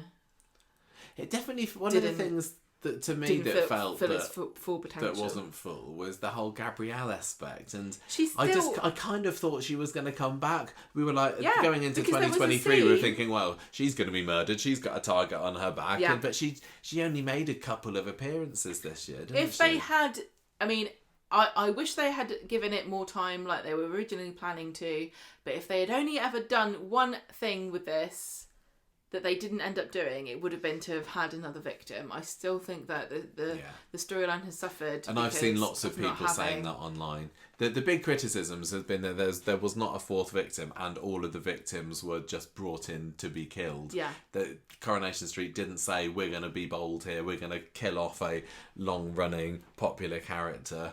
And I think, you know... Not that Elaine's death would have made any difference with that one, of course. Not knowing Ian McLeod at all, and only having heard what other fans say, not having heard anything from anyone who works on the show, just to be perfectly clear, this is all coming from my own opinion and other fans, not from insider stuff. But it just seems as though Ian McLeod really values a relationship with the actors and would rather to maintain a good relationship with them than to boot somebody out who didn't want to go. And I think that there are positives to be said for that, because it definitely fosters a good working relationship with your cast. They trust you, they appreciate you, you get good work from people that aren't scared for their jobs. But there's also something to be said for taking risks sometimes and not putting your personal feelings, and being a good person is all well and good, but if you need to make a television show, you can't be nice to everybody and give everybody, you've got a job here as long as you want it. I don't know if that's... Can't make an omelette without swinging a few axes at some eggs. Well, there's the benefits from both approaches, but I think in this situation, it would have benefited from somebody being offed who was a major character. Anyway, hang on. What time we need to get on to 2023. This is his biggest year. Quickly add, right? Although this story would have definitely benefited from somebody being pushed if they didn't want to go, right? There are loads of other storylines that definitely benefit from, if this is in fact the case, Ian McLeod's very close relationship with fostering a mutual respect for his cast members and not just booting them out when they don't want to. And I also wanted to just add too that the Hillman storyline, where you had Maxine being killed, Tracy Shaw wanted to leave. Yeah. So that wasn't a result of cutthroat kind of behaviour before, behind the scenes. Right, 2023. Just to be clear. Stephen's biggest year on the show so far, and we're already over an hour and a half into this, so I might need to abridge this a little bit. I'm so sorry. No, it's fine. It's been interesting. We like Stephen. So, Teddy has woken up from his coma, but he can't remember what happened in Canada, and of course Stephen is only too happy to fill him in on what he wants him to believe happened, which was that, yes, you did meet Leo over there. You just told me, Teddy. He wanted nothing to do with you, so that's why you came back to Weatherfield. And so Teddy believes this for a little while. And it is very weird how the doctor said he may well be brain dead, but actually he's pretty much absolutely fine, because before, a few days later, his memories have come back completely. Well, come on, Michael, it's not brain surgery. And he confronts Stephen in the factory, and that's the end of him, because Stephen launches at him, hole puncher in hand, whacks him round the back of the noggin, and that is the end of Teddy. Good good death, exciting stuff, and the fact that it was the hole punch, that really was the flag of Coronation Street saying, this is silly, isn't it? But Stephen getting all kind of like, oh my god, what have I done? And also Michael just sort of blimming in and out. Yeah. But Michael and Sarah were both there, and then borrowing the hole punch. Yeah, which to take home with him. This is one of the sort of lost elements, I assume, of the story, because we got the CCTV footage. That kind of got spirited away. We got the idea that I don't really feel like much is going to get teased from Michael's inclusion in the storyline, apart from the fact that he's a bit bummed out that he is not a successful businessman like, you know, his brother's a good footballer and his sister's a good lawyer. And I wish there was more depth to it. There were a few bits throughout this year which was like, here's the latest hurdle that Stephen has to get past, and you think, oh, this is going to be something really big, but it turns out that it's kind of dealt with quickly, and it never gets the tie pin for me, which we'll get to in a little bit, really was that this could have been the thing that brought him down or really made him panic or have to up his game or whatever, and it never really did. But anyway, we'll get to that. So Teddy's dead, and after a little trip to the Lake District in Audrey's roof box, thank you Audrey for not realising that it was in there, he's returned to Weatherfield and gets royally sunk in the canal. Great scene with Stephen there throwing rocks at it to try and sink it. And that's the end of Teddy for the time being. So Stephen now thinks he's got away with murder twice, gets on with his life. And unfortunately, that also involves having to continually rebuff Elaine, who's carrying a bit of a torch for him. But of course, he's more interested in Jenny all this time. But Jenny doesn't want anything to do with Stephen. So Stephen realises there's going to be CCTV footage of him killing Teddy, so he sneaks into the factory, deletes it, and Carla thinks that he's secretly helping out Sarah and Michael. And remember, you said earlier that Sarah had quit Underworld, or she'd been fired, I can't remember. So the fact that they were there when they shouldn't be, Carla thinks, well, Stephen's just helping out his niece by deleting the footage, when actually he's covering up the fact that he's been doing a bit of murdering. So Carla at this point starts treating Stephen like absolute dirt in the factory, like she makes him work with packing. Do you remember he had a few little scenes working with Kirk, completely made to feel like nothing? And he was, you know, he'd been this huge businessman, he'd been in charge of these multinational companies, and here he is stacking boxes with Kirk. How demeaning is that? Yeah. And like you think, oh my god. I think going into 2023 there were rumours going around, I think maybe even Ian McLeod had hinted, oh, Carla's going to wish that she hadn't pushed Stephen's buttons. And there was definitely the theory that Carla is going to be Stephen's next victim. Obviously that never came to pass, but do you think that could have been How realistic was that ever?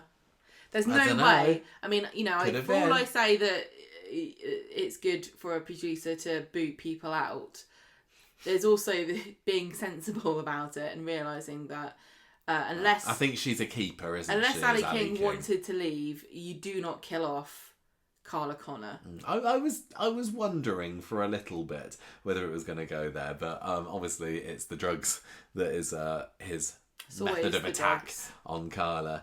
So anyway, this is when Rufus Donahue shows up on the scene, speaking of drugs. So he's this big Cockney investor who invests in the Nipper Snapper business, which, by the way, Carla has now decided belongs to her because the idea came to Michael for it when he was working at Underworld.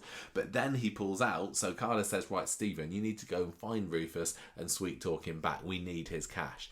So he goes along to Rufus's hotel room, finds out that he's a bit of a drug taker on the sly. What was it that he had? He had a bit of LSD. He had a massive... Didn't he have a big briefcase just full of drugs? Yeah, what was it that he had a heart attack out of? Was it cocaine or something? I don't know, but... He was doing in the back room, but anyway. Is it Lou, his wife? Yeah. She definitely has a very rosy view of his drug taking, as though it was just some kind of, like a memory aid, or like having ginseng or something. No, but he was definitely really going at it deep. Hard. It wasn't a casual. Well, the fact that when Stephen went round there, Rufus had a heart attack brought on by the drugs. Yes. Then that wasn't anything to do with him. No. And this is when he was also cheating on his wife. Yeah, he's got this call girl that's coming around, which is perfect for Stephen because he gets to blackmail Rufus and say, "Oh, I'm going to tell your wife that you've been employing the company of ladies of the night." Negotiable women. Yeah, exactly. unless you come back to Nipper Snapper. So this is when Stephen takes the opportunity to steal a couple of vials of Rufus's LSD, because you never know when stuff like that could come in handy. Right, Stephen's next plan of attack is to get rid of Carla, because he still wants to be Mr. Big at the factory, something. Really, it's still really interesting looking back, the fact that he was saying to Jenny at the end, oh, I just wanted my mum's approval, and did he want his mum's approval, or did he just want a comfortable, rich and wealthy lifestyle?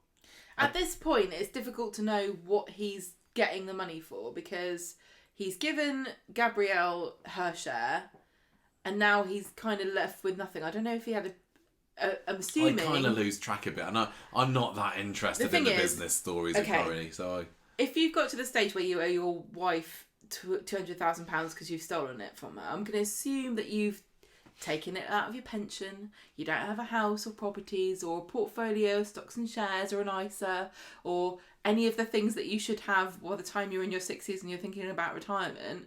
So he's kind of staring down the barrel of the rest of his life, thinking, I've got nothing to show for all of my work.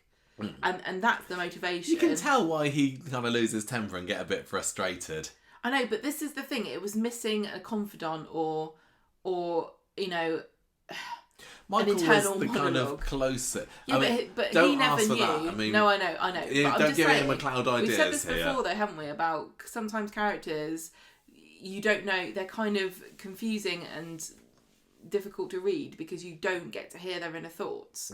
And so, in a soap way, his motivations were kind of murky. But if you really think of him as a real person, which obviously he's not, his makes complete sense that, you know, at his age and with his means, and he's homeless. Yeah.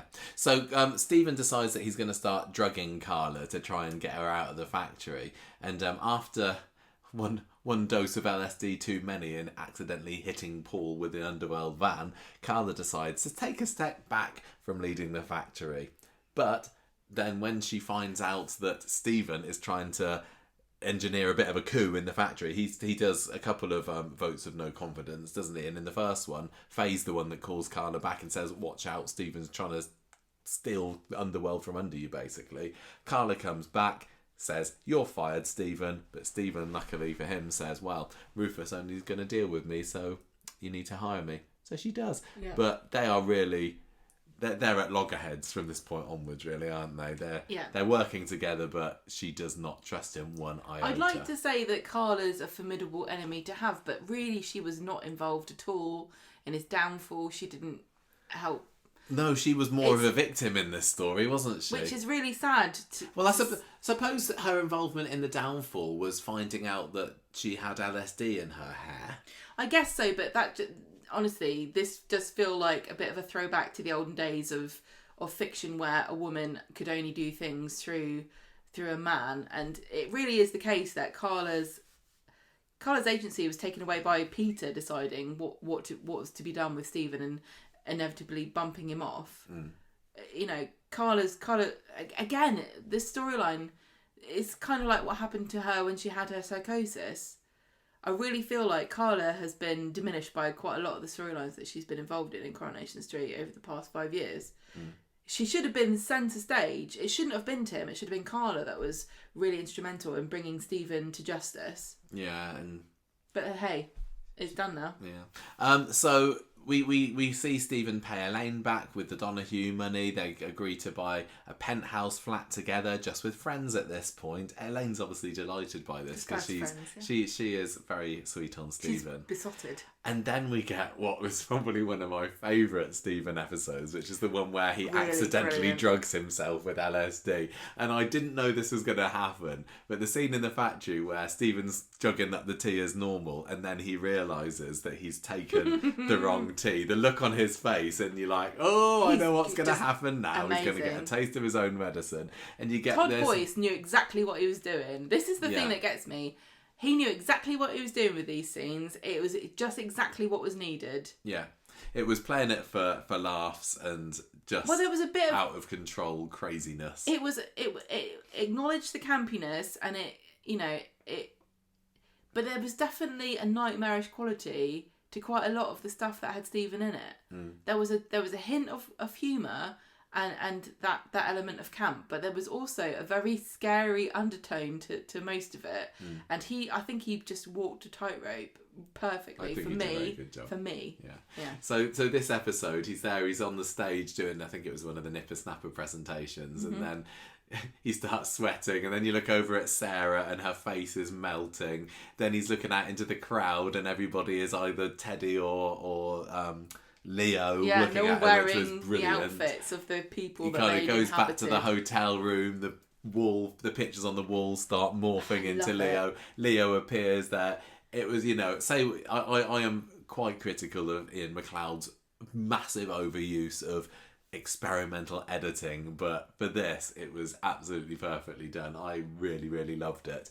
And then the climax of that episode is Elaine showing up to come and help out Stephen, and him accidentally accepting. Does he propose to her, or does he accept her proposal of marriage? I can't even remember. So the outcome of this bad trip he is now engaged to Elaine, and he's like saying, right, let's keep it secret, we don't want anybody to know for now. You know what should have happened? What? He should have married Elaine, and then he should have gone to Tim and said, Tim, I'm your dad, and then spanked him. Keep him in line. So Rufus, meanwhile, is having a bit of marital strife of his own. His wife has left him.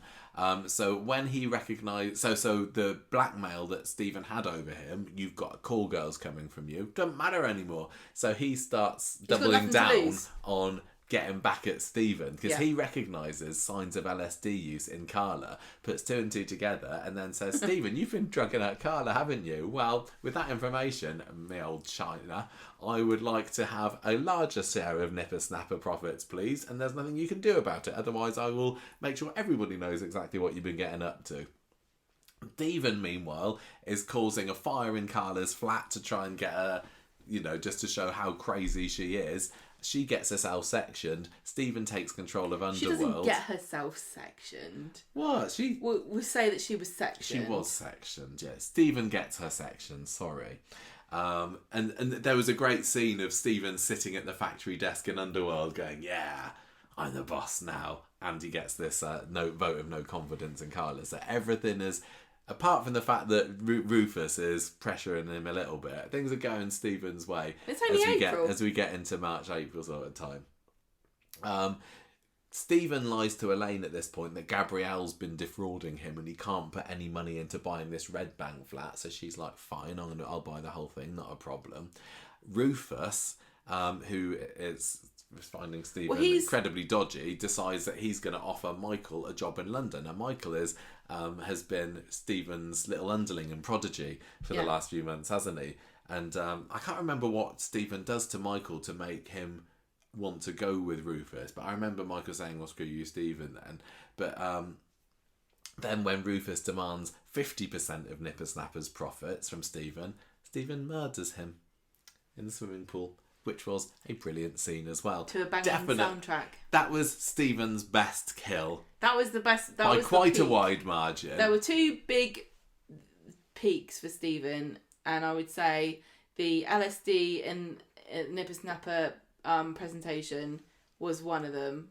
Yeah, those are the two best Stephen scenes, and honestly, for sure. I can see how it would annoy you if you don't like the storyline, but this was one of those moments where you've just got to go along for the ride, because it really was just an incredibly... it was like... do you know what it reminds me of? That episode of Red Dwarf where you get the Arnold Rimmer song at the end. Yeah. It was like, it's a roller coaster of just absolute mental... nuttiness. Yeah. And I enjoyed it. We thought it was so good. Yeah, the way scene where he drowns him in the way that it was all plotted, like, we find out that Rufus is dead first, don't we? And then you get the flashback at the end of the next episode to show, yes, it was Stephen, and this is how he's doing it, and he's narrating over the top of, this is how you be a good businessman, Michael, and it all ties into what we're seeing on screen with the murder. And Michael's just lapping peak. it up. That was peak Stephen, though. Yeah, and so Stephen gives Rufus a massive dose of LSD in his drink, and then he becomes overpowered and he drowns, and Stephen forces him under the water. So no longer a problem. But along next come I think Owen the people that don't like the storyline are just jealous that they can't drown their enemies in a swimming pool. So we have Owen and Angelique now, and this to me was a bit of a weak point of the story. It was more business. It was never going to be as exciting as drowning your rival in a swimming pool. I never really took to these characters who work for this American company who, for whatever reason... We never see. What? We never see this company. No, why were they American? Don't know. They want to sell Nipper Snapper abroad. It, at this point, to me, got just beyond the realms of credibility that there's tiny little idea from Michael that really was very unimpressive. And just to reiterate, the whole concept of Nipper Snapper was that it was adult and child t-shirts along the lines of I'm with stupid and I'm stupid. And that was about as deep as it ever got. And I'm just going to say, that idea originated in America. So how could you sell it back to them? Sometimes the little ideas, you never know what's you're gonna make a splash. But I found that I didn't really get on with that, and I just found Owen and Angelique fairly dull. I don't want to be rude about Owen, but he just felt like a Teddy replacement. Yeah, I think he did what he was supposed to do, but Well, even the fact that Owen was wooing Jenny for a bit, wasn't he? Which was much to Stephen's annoyance because they were visually very similar. Owen didn't really have a personality. He chopped and changed. There was a bit where he turned into an absolute dickhead at the end for no reason at all. He just felt like a really unfleshed out character. Yeah, there was a point where Stephen tells Jenny, Owen, he's a massive slime ball, you don't want to be going out for him, so that kind of kicked the story down the road a little bit longer, but not so much into that. I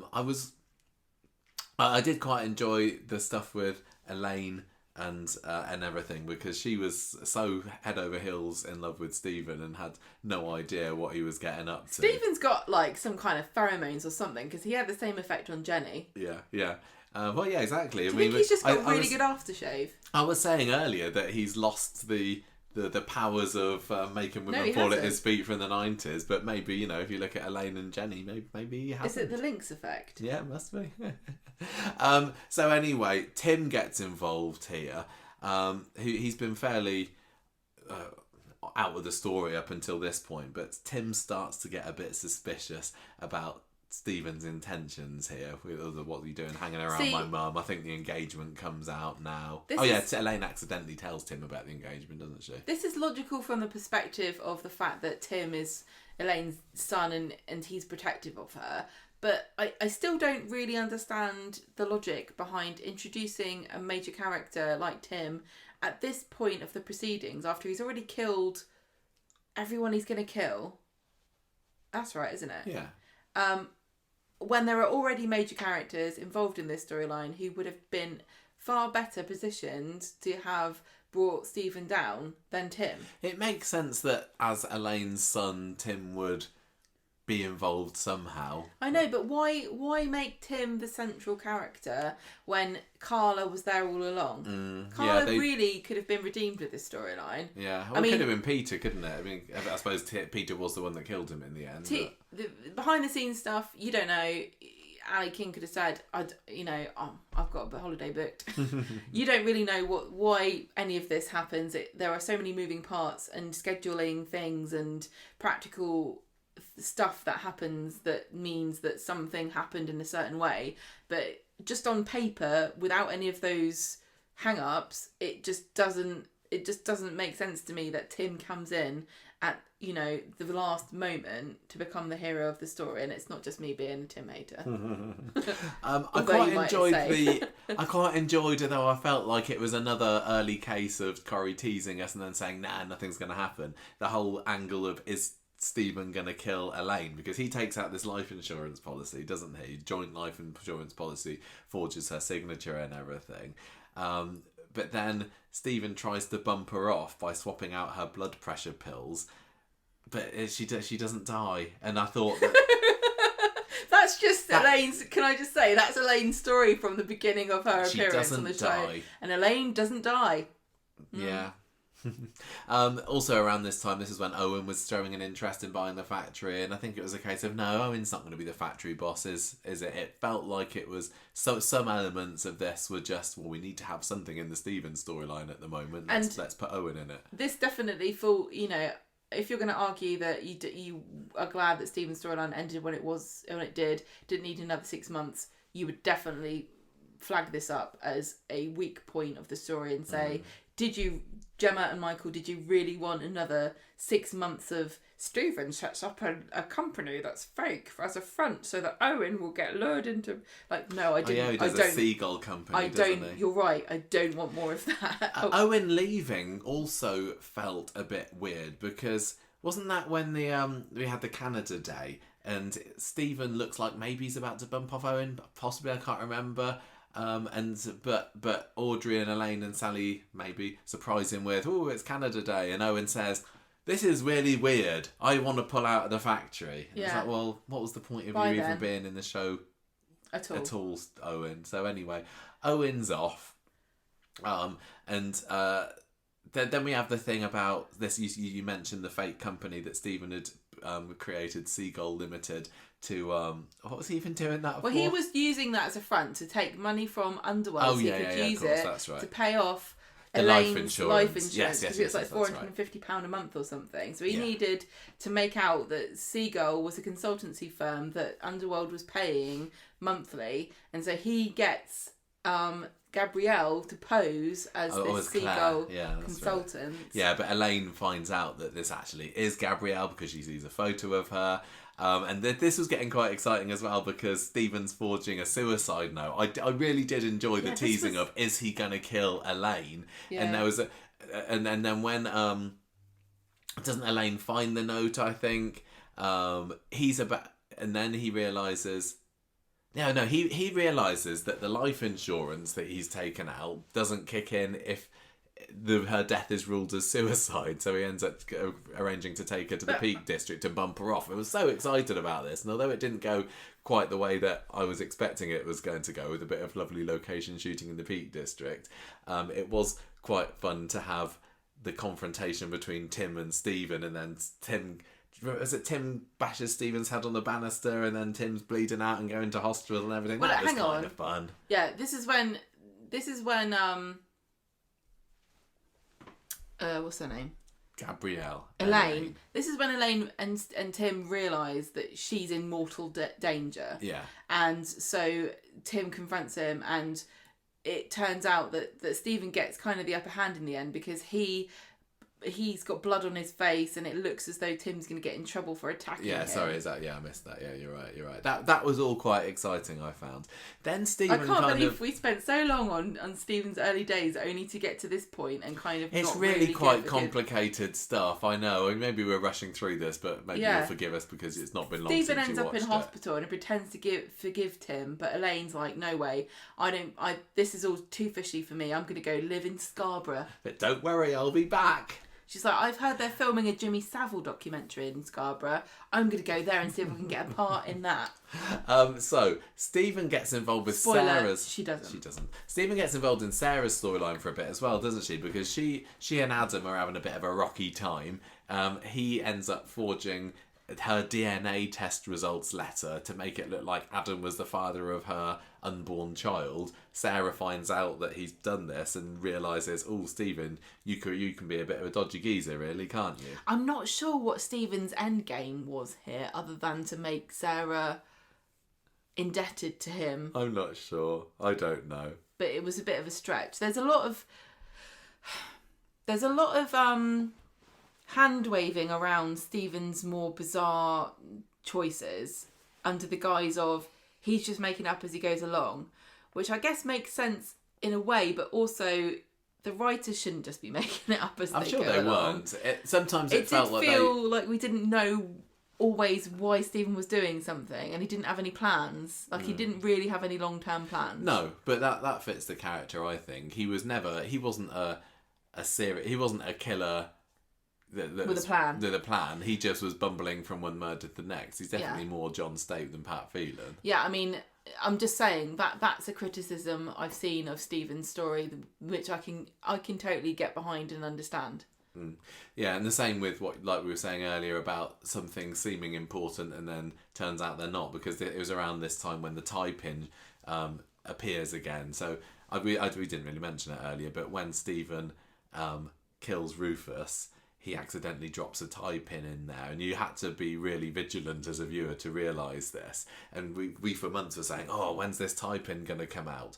And it does, because Lou, Rufus's widow, appears on the scene for a few weeks and says, I found this tie pin, I think that there was foul play here. And I was like, oh, finally, this is going to be the moment. But in the end, Stephen just kind of steals it away from her, drops it down the drain, and literally... never seen again. That's it. So it was something that was used as a bit of excitement and cliffhanger material for a while, but ultimately not really... it wasn't really important for the way that the story went, so he lives to hound people another day. So this is when he starts getting closer to Jenny again at last, and this is what I was hoping to see, and I wish they'd done more of this, because I really wanted Stephen to set up home with Jenny and be the landlord of the Rovers Return just for a little bit, you know, to have a murderer as landlord with the Rovers. You wove such a lot convincing fantasy that I was there with you. But the Rovers was too busy being closed down at this point, so they never really got a chance for that. Sarah, meanwhile, we've also got the LSD thing with Carla putting together the fact that the Rufus had an LSD overdose. Lou's convinced that he never would have taken that much.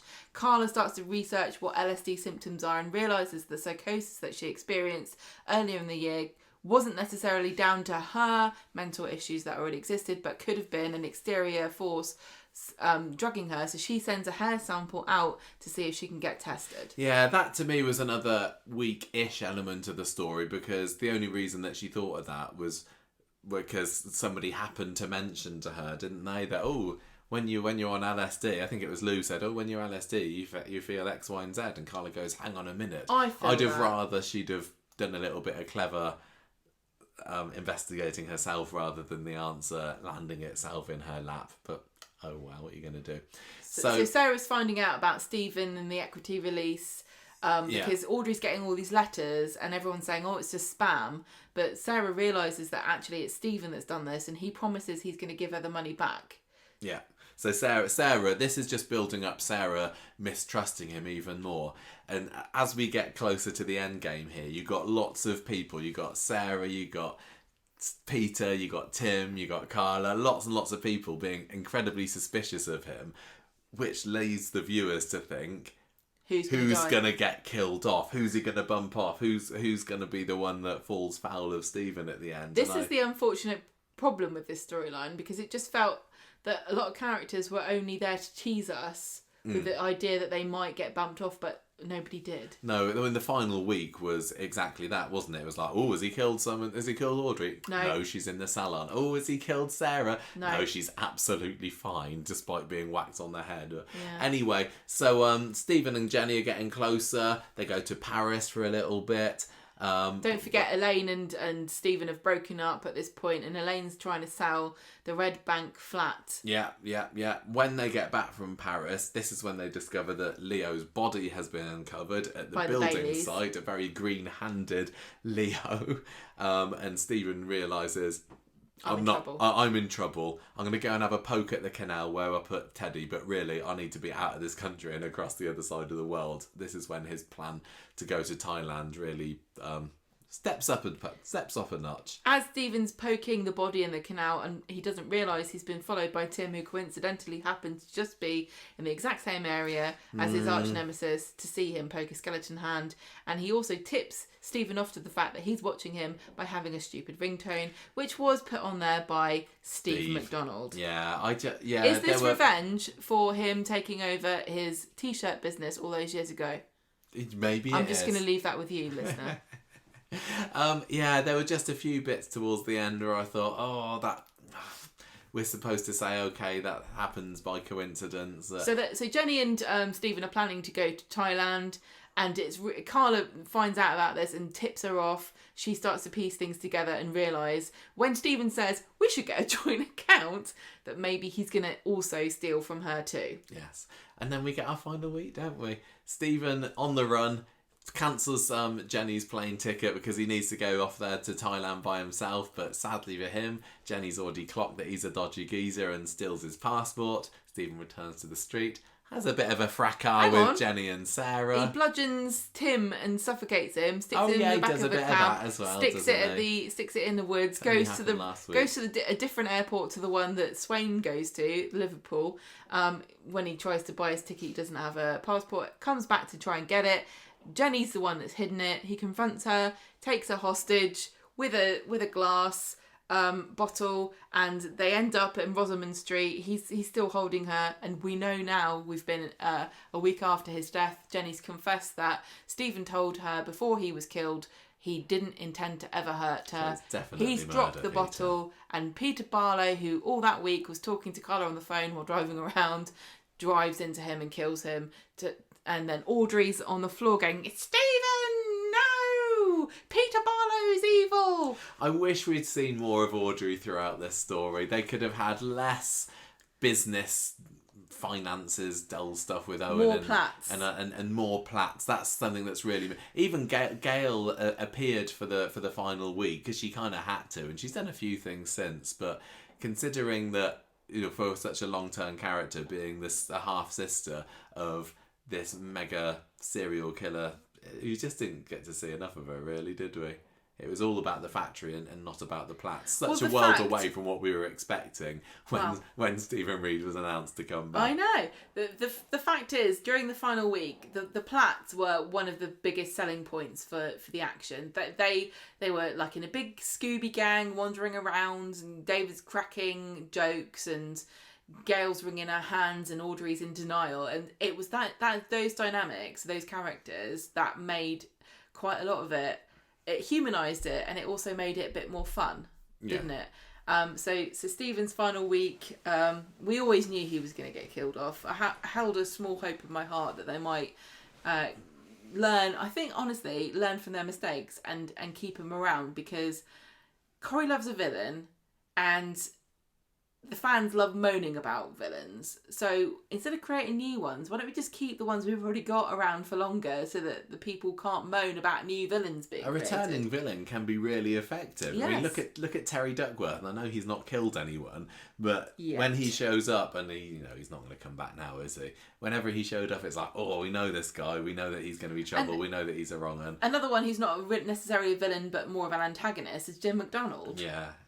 There are loads of good wrong-uns. And another one, Maya Sherman. We never actually saw if she died or not. Yeah. Sorry. No. We never saw if she died or not. She could come back as a villain, because we didn't see her get zipped up in a body bag quite as comprehensively as we did Pat Phelan and Stephen Reid. The thing with Stephen, though, is that had he been arrested, it's not like they only had to wait a certain amount of time for him to be released from prison, and then he could go terrorising again. If he'd have been caught, he'd have been in prison for the rest of his life. He would have been like Hannibal Lecter, where you get to visit him and hear his words of wisdom. Yeah, so it wouldn't have been a case of like, oh, when's he going to get out? But they could have had a story where someone goes to prison with Stephen, like they did when Peter went into prison with Jim McDonald. It's just a real shame that they've robbed us of any possible future for Stephen Reid just for the...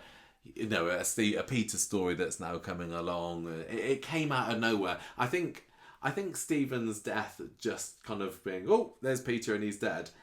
It ties in quite nicely with the pacing of the whole story this year, because we've just been blasting through 2023. So much happened with Stephen this year. You get some stories that are just plodding with massive giant steps from one boring beat to another, and it was just action, cliffhanger, mystery. Almost a little bit too fast for its own good. Yes, there were bits when I was really excited about the twists and everything, but looking back, maybe they could have slowed it down a little bit. I don't know. Well, I'm definitely going to say that for all the complaints we've just had and things we thought could have been done differently, it's easy to say that after the whole thing's finished. There are so many moving parts. Understand it's not as easy as it seems to create these very intricate plots when you're doing a show that's on for 3 hours a week with 80 characters in it, all with their own storylines. 2023 in Coronation Street would have been a much more boring place had this story not been taking place. This is the story that's got people talking. Yes, the acid story has had its moments. Paul's story, of course, has been fantastic. But I think when you look back at 2023, this is going to be the one that stands out in people's memories. For better or worse, and for the love that it got, for the hate that it got. It's interesting comparing it to the Phelan story because that also got a lot of hate, but I think it was hate for a different reason. People for that one were saying we hate this because it's too dark. And I don't, and that's not what we got for this. No. The hate for this was more it's a bit silly. I don't like the Todd Boyce's character. Yeah. But we've never been shy about saying we love the serial killer, so we're always going to enjoy this. One thing I will say is that we've harped on quite a lot about complaining there was no final victim in this story, but is Peter Barlow in fact the final victim of Stephen Reid? Because he's run him over. I think it's clear. It feels the same way. I feel the same way about this as I did with the Amy and Aaron storyline. I feel like Coronation Street showed us what happened. And everyone saw it with their own eyes, but some people, because of their affiliation with certain characters or they're going into the storyline with their belief system, they're not seeing the same thing that I saw, even though we've both got shown the same scene. He didn't have the bottle in his hand, and Jenny says he said he wouldn't hurt her. There was no reason for Peter to have run him over. No. So Peter Barlow could end up going down for this. End up going to prison. Don't know how long he would be in prison for. Obviously a major character. Is that the skull that we all hoped that he would reap before he left the show? It's really interesting too because normally there's not as much of an aftermath of a big Corrie villain leaving the show as this. I think that Richard. It's kind of like Richard Hillman left and everyone was sad for a little bit. You know, he had David going off the rails for a long time. That was a good story. Yeah, that was a very slow burn. Yeah. You had Pat Phelan, and then Anna's like, well, I escaped from prison to kill him, and nobody tell anybody. No, she didn't escape from prison. Well, you know what I mean. Like she just turned up and stabbed him, and everyone went, I didn't see anything. And she went away again. But this is actually a really interesting, different approach to the end of a serial killer, where the ending is almost. Well, it is another story. Yeah, it's a beginning of something else. Yeah, that's right. Whether that's Peter's possible exit story, whether it's a Platt versus Barlow's thing, I don't know. There's definitely a lot more. There's a lot more to this, and Peter Barlow is a massive legacy character, and the Platts and the Barlows have been two of the major families on the street for a long time, and now it feels like we're brewing a proper feud. I don't know how much Corrie's going to develop this into something truly, Platts versus Barlows, but it feels like it could go there. Yeah. So all in all, I would say pretty successful comeback. Definitely. Considering that when it was announced, we were like, what are they bringing him back for? Okay. And where it's gone, it just goes to show that anybody can be made into an interesting character. Can I just say, this is a perfect demonstration of what I've said for a long time, that Corrie's talent pool in its actors is just immense. There's almost nobody on the show that you couldn't give a story to make them centre stage that's really convincing. The same thing happened with Ryan earlier in the year, where we were saying, Ryan Prescott is not being given anything to do. He's fantastic. He deserves to be centre stage, and they gave him a great storyline, and he proved his worth. And on the other side, you got Paul, who I was like, yes. I don't really think much of at all. Another brilliant example. But this story has majorly changed my opinion. It just goes to show that there's so much talent that doesn't necessarily get to be displayed because of the sort of the treadmill that Coronation Street's on. There's 6 episodes a week. There's 80 people plus in the cast. There's not enough time for everyone to get centre stage. But I think we all can pinpoint a few people we think might not necessarily be able to carry an A story in a year, but naming no names. Naming no names. Check out our recent episode on characters who Stephen Reid should have killed. Not even that. I'm not going to say that's what I meant when I said those things, but it demonstrates the talent pool, and Todd Boyce, fantastic. I'm so pleased that they've taken a very minor kind of.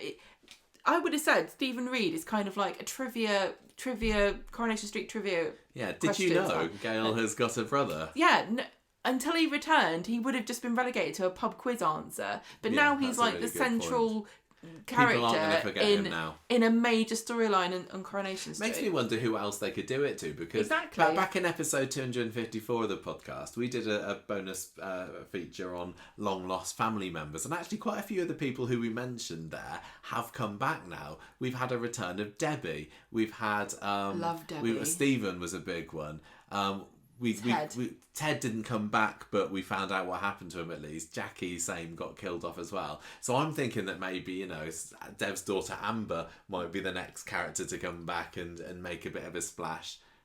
Yes, could be. Or one of Ken's son, or his son or grandson. Could be Lawrence back as and well, James Cunningham. Yeah.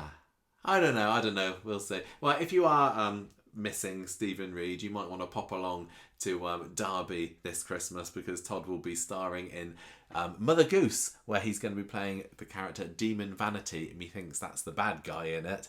I love him. We haven't actually got tickets for that, have we? We need to buy some. Because my dad does live in Derby, and we really, really should go along to that. He does not want to go. My dad does not want to go along to this, but we'll go. And then Todd's going to be on stage next year as well. He's going to be in a Laurence Olivier play, don't you know, in Sleuth. Now, Bill Kenwright was in Coronation Street. He's like the biggest success story who isn't a major acting name out of Coronation Street. He played Gordon Clegg. Yeah, he's gone on to become a West End mogul, hasn't he? Yeah, absolutely. And he offered the part to Todd Boyce just based on his performance in Corrie. I think so. Yeah, it must be. That's what the story goes as. Yes, Todd Boyce has had a huge career between Coronation Street stints, but I think that this 12 months in Coronation Street, or 12 plus months in Coronation Street, has given him a bit of a boost for the coming years. You can't be in you can't be in the UK's premier soap as a major character for 12 months and it not affect your career whatsoever. Yeah, so I'm pleased with him. I absolutely love Todd Boyce. I absolutely love Stephen Reid. I really enjoyed. He loved it as well. He's done various exit interviews. He's been on The Rain. He's been on, I can't remember, This Morning. He did the event last week at the Coronation Street Experience. But, he says, I've absolutely loved playing Stephen Reid. I first played him for a year in 1996, so it's very close to my heart. It's been a joy to have this long experience with one character, and the worst part is I think I've broken all records for the largest number of episodes in a single 12-month period. It wouldn't surprise me.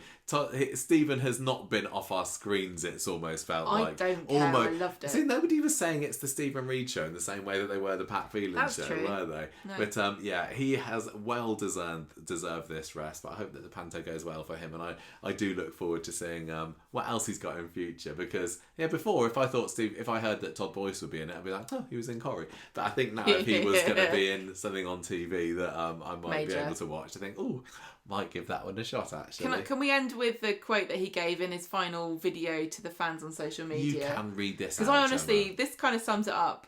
I think lots of actors who've been on Corrie who have experienced a very strong fan reaction can kind of sympathise with what he says here, because he says, usually you thank the fans for loving you. I thank the fans on this visit for hating me with such visceral sort of feelings. I'm glad you've maybe come around to me, hopefully. But now that I'm gone, well, maybe you could like me a little bit. Sorry for the murders. I didn't write it. I love it. That was just such a really charming sweet. little video, and it really just goes to show, if you hated Stephen, please don't hate Todd. He did what he was told to do, and he did it with style and grace, and I think he was fantastic. I really got the impression that he got on well with a lot of cast as well. He just seems lovely. We've heard very good things about him from people we know on the cast, and there's pictures of him online, and everyone was saying, Todd, you've been great, and he just leaned into it, and you can't. What else can you ask for?